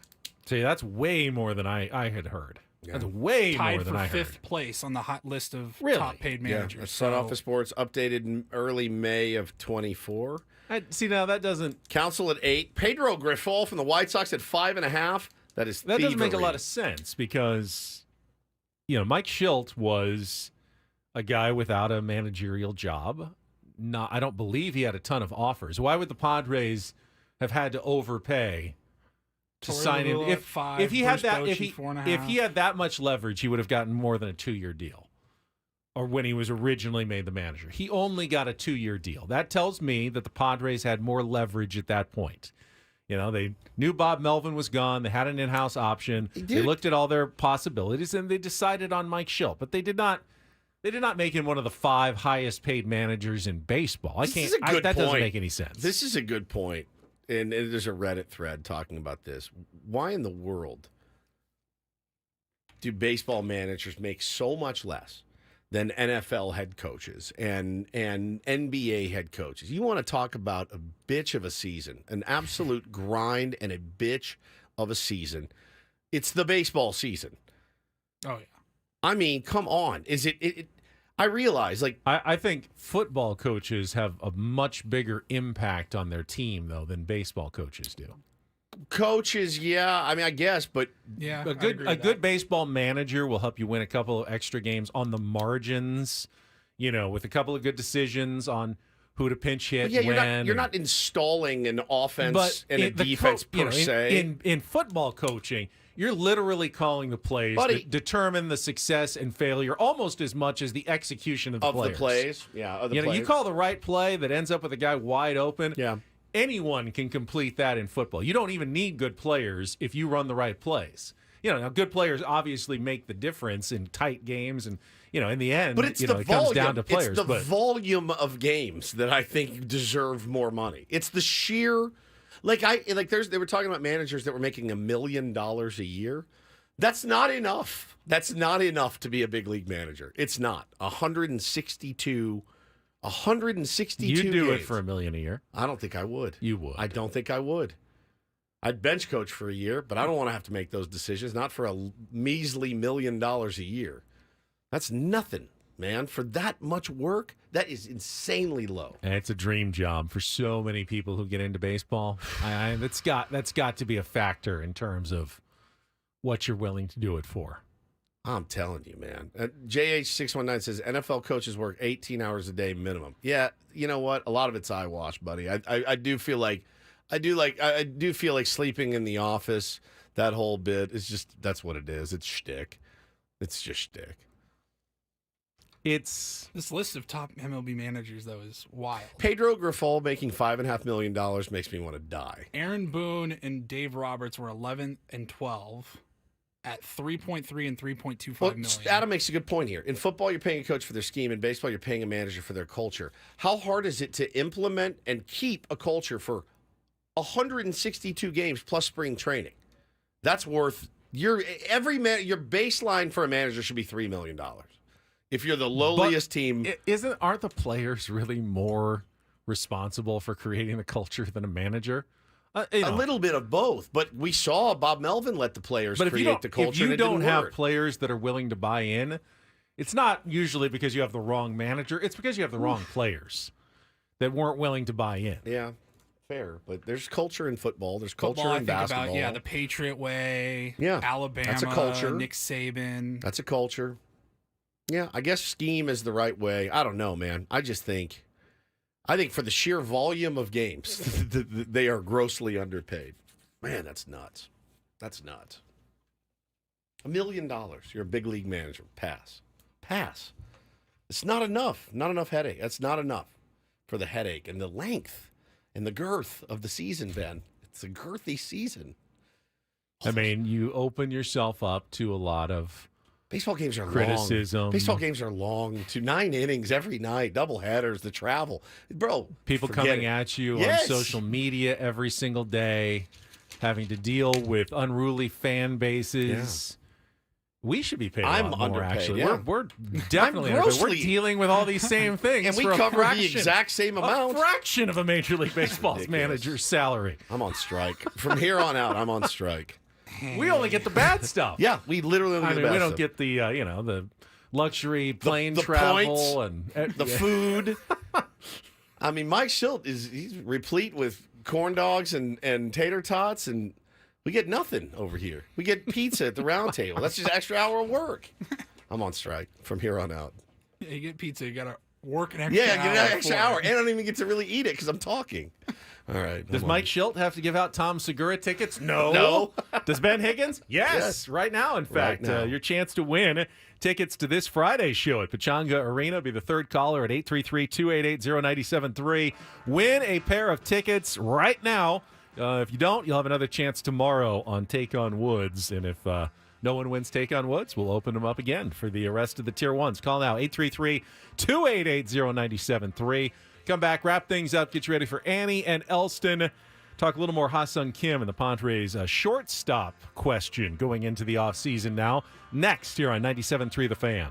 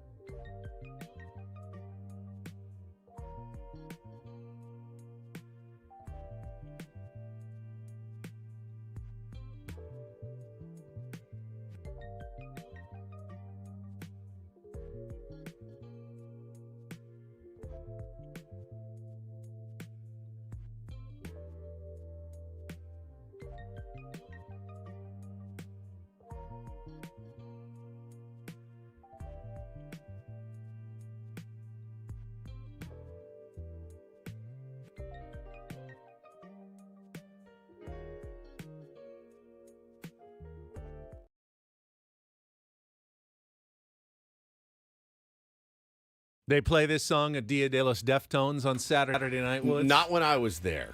Oh, you didn't stay for the end. Oh, no. Well, you brought a 6-year-old. I did. In the Fair rain enough. and the wind. I don't think they played Knife Party. Boy, they slayed it, though.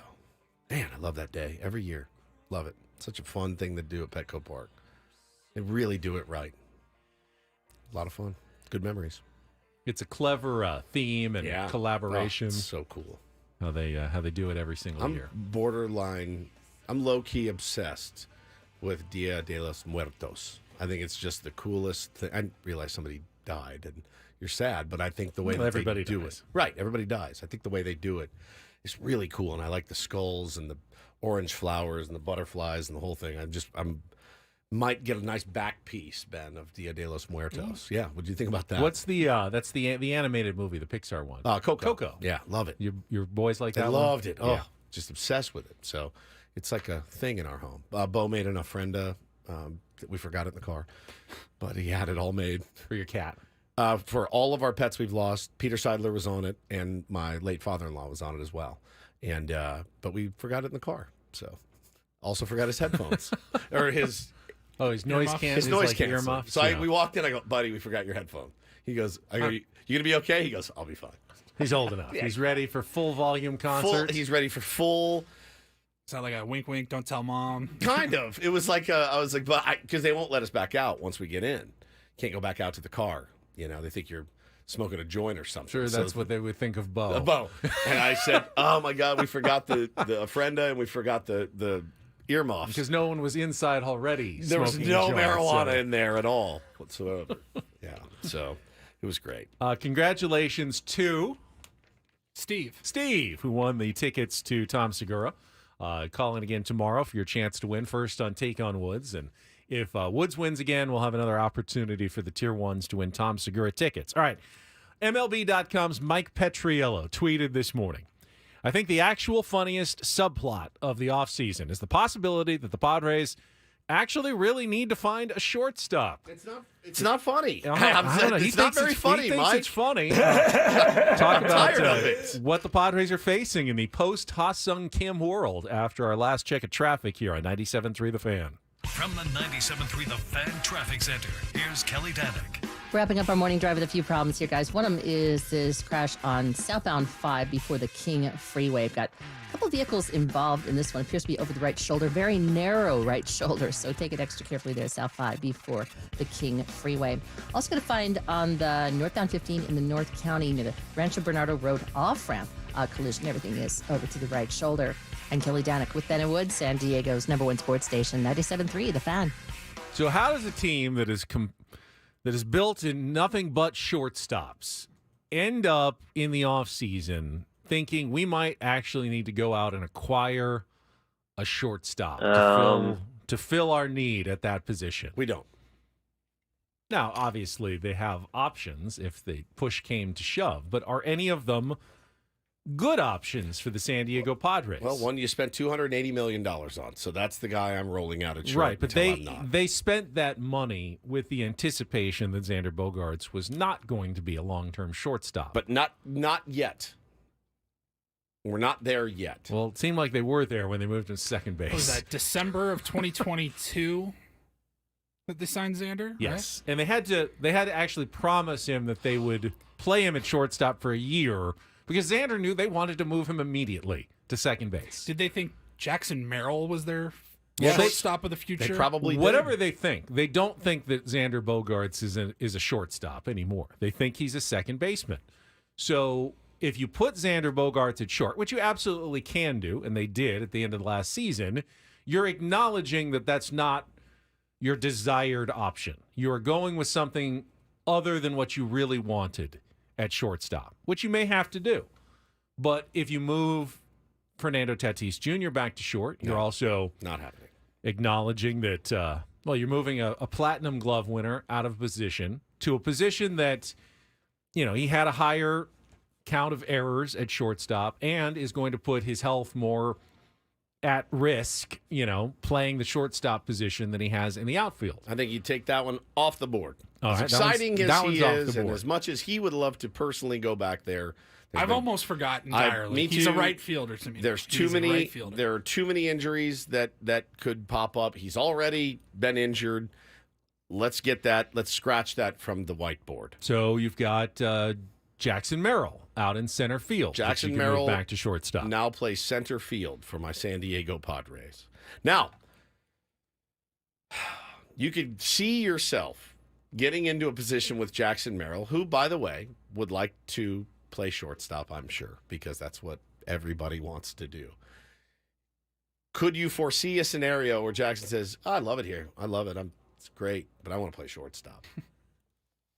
I want to be a shortstop. I'm only 21 years old. Hi, this is Jackson Merrill. I want to be a shortstop.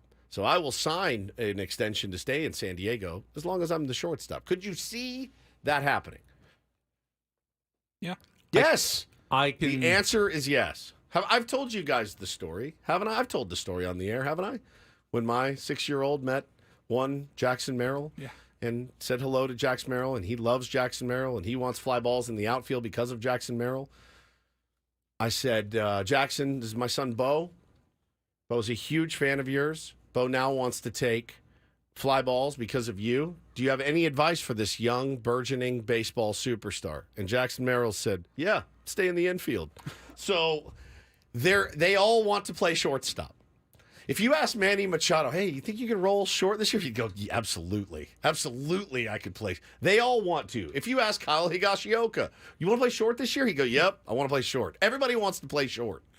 So I could foresee, I don't think he would. I'm assuming Manny's off the table. You're not going to Manny's off the table. Manny's off the table. Jake is probably not your best option. Emergency, now, sure. Gerrit says in the chat, Jackson is 2-team first. He would do whatever it takes to win. Correct. But would he sign a 13-year deal to do that? He may play center field for the next couple of years and say, I really wanted to be a shortstop. I want to be a shortstop. But I guess they got him. Once he's here, they can do whatever they want. Well, that's the thing. I would imagine because Gerrit is right, Jackson is team first. Even if they signed him and said, we're going to make you the shortstop, if he realized we're probably better off this year if I move to the outfield, he would do it again because he wants to win. For sure. And that's what he did this year. And he was great at it. I mean, part of it was he wanted to be in the big leagues, and that was his fastest path to the big leagues, was starting in center field because the Padres had a desperate need for an outfielder. But now they kind of have a need for a shortstop. And ultimately, I mean, if I'm laying odds right now, the odds-on favorite to be the opening day starting shortstop for the San Diego Padres has to be Xander Bogaerts. Yeah. Correct? After that, I don't know who the second choice would be. Tyler Wade might be the second choice right now. Honestly. I don't think they're going to move Xander or Jackson or Manny. I mean, I don't think they're going to move Fernando or Jackson or Manny, which means it's probably Xander, someone who's not in the organization right now, or someone like Tyler Wade. Right. Would be the starting shortstop. That wouldn't be like on a permanent basis, but Tyler Wade was your starting third baseman on opening day this year as well. It doesn't mean that they anticipated he was going to be there long term, but in the organization, someone who can do it, has done it a few times before, certainly a possibility. And I don't think Ha-seong Kim is completely out of the question, but I would doubt that there's going to be a one-year deal for a reunion here with Ha-seong Kim. Yeah. So I think you just put Xander there, Luis Arraez, and Jake Cronenworth is your right side of the infield for now. I mean, Croney at second, Luis Arraez at first. So are you in the market for a designated hitter this offseason? Yeah, absolutely. Big slugger.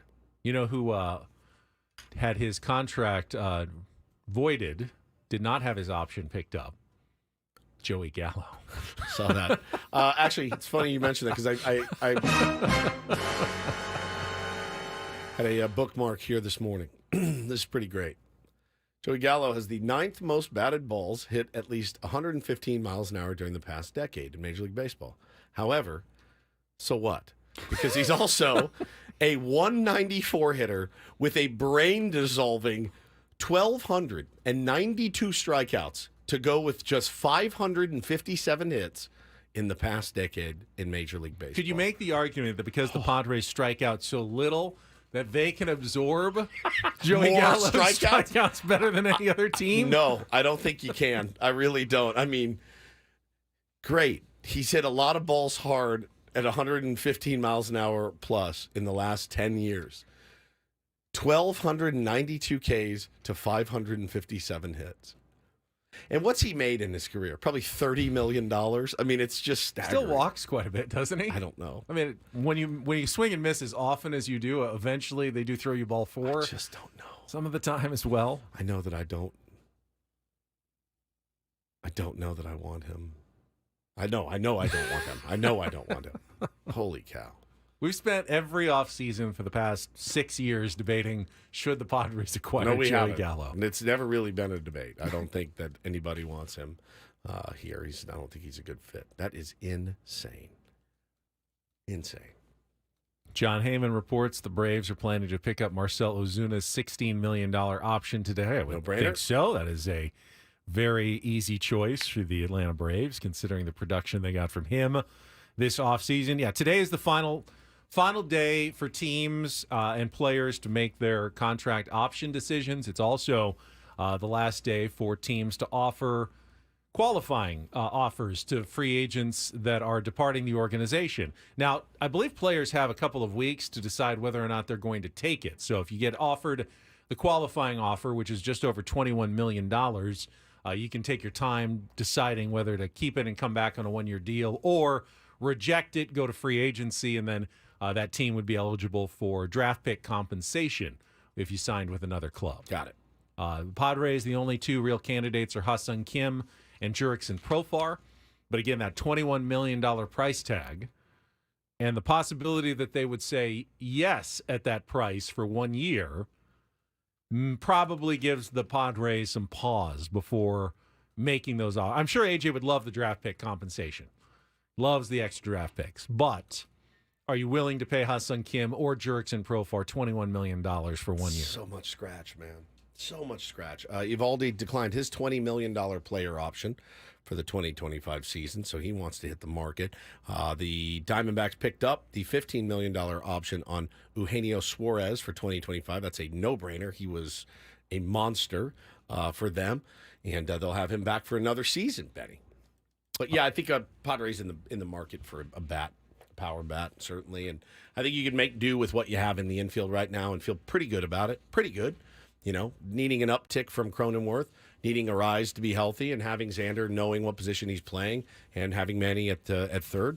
I think you roll into the season feeling okay about that. I just haven't put a ton of thought into bats and position players, knowing that pitching feels like it has to be the priority, starting pitching for the Padres this offseason. If you're going to invest and go above the luxury tax level and spend that money, I feel like it has to be on on pitching. It's got to be the direction that you're going, and then you make do with the bats that you've got, and try to find maybe a sleeper somewhere. But you're not. I don't think you're going out and spending on a premium bat. Pete Alonso is not. Going to be I don't think he's Padre in your in plans. 2025. I just can't see those guys being in the plans for the Padres this offseason. Yeah, I agree.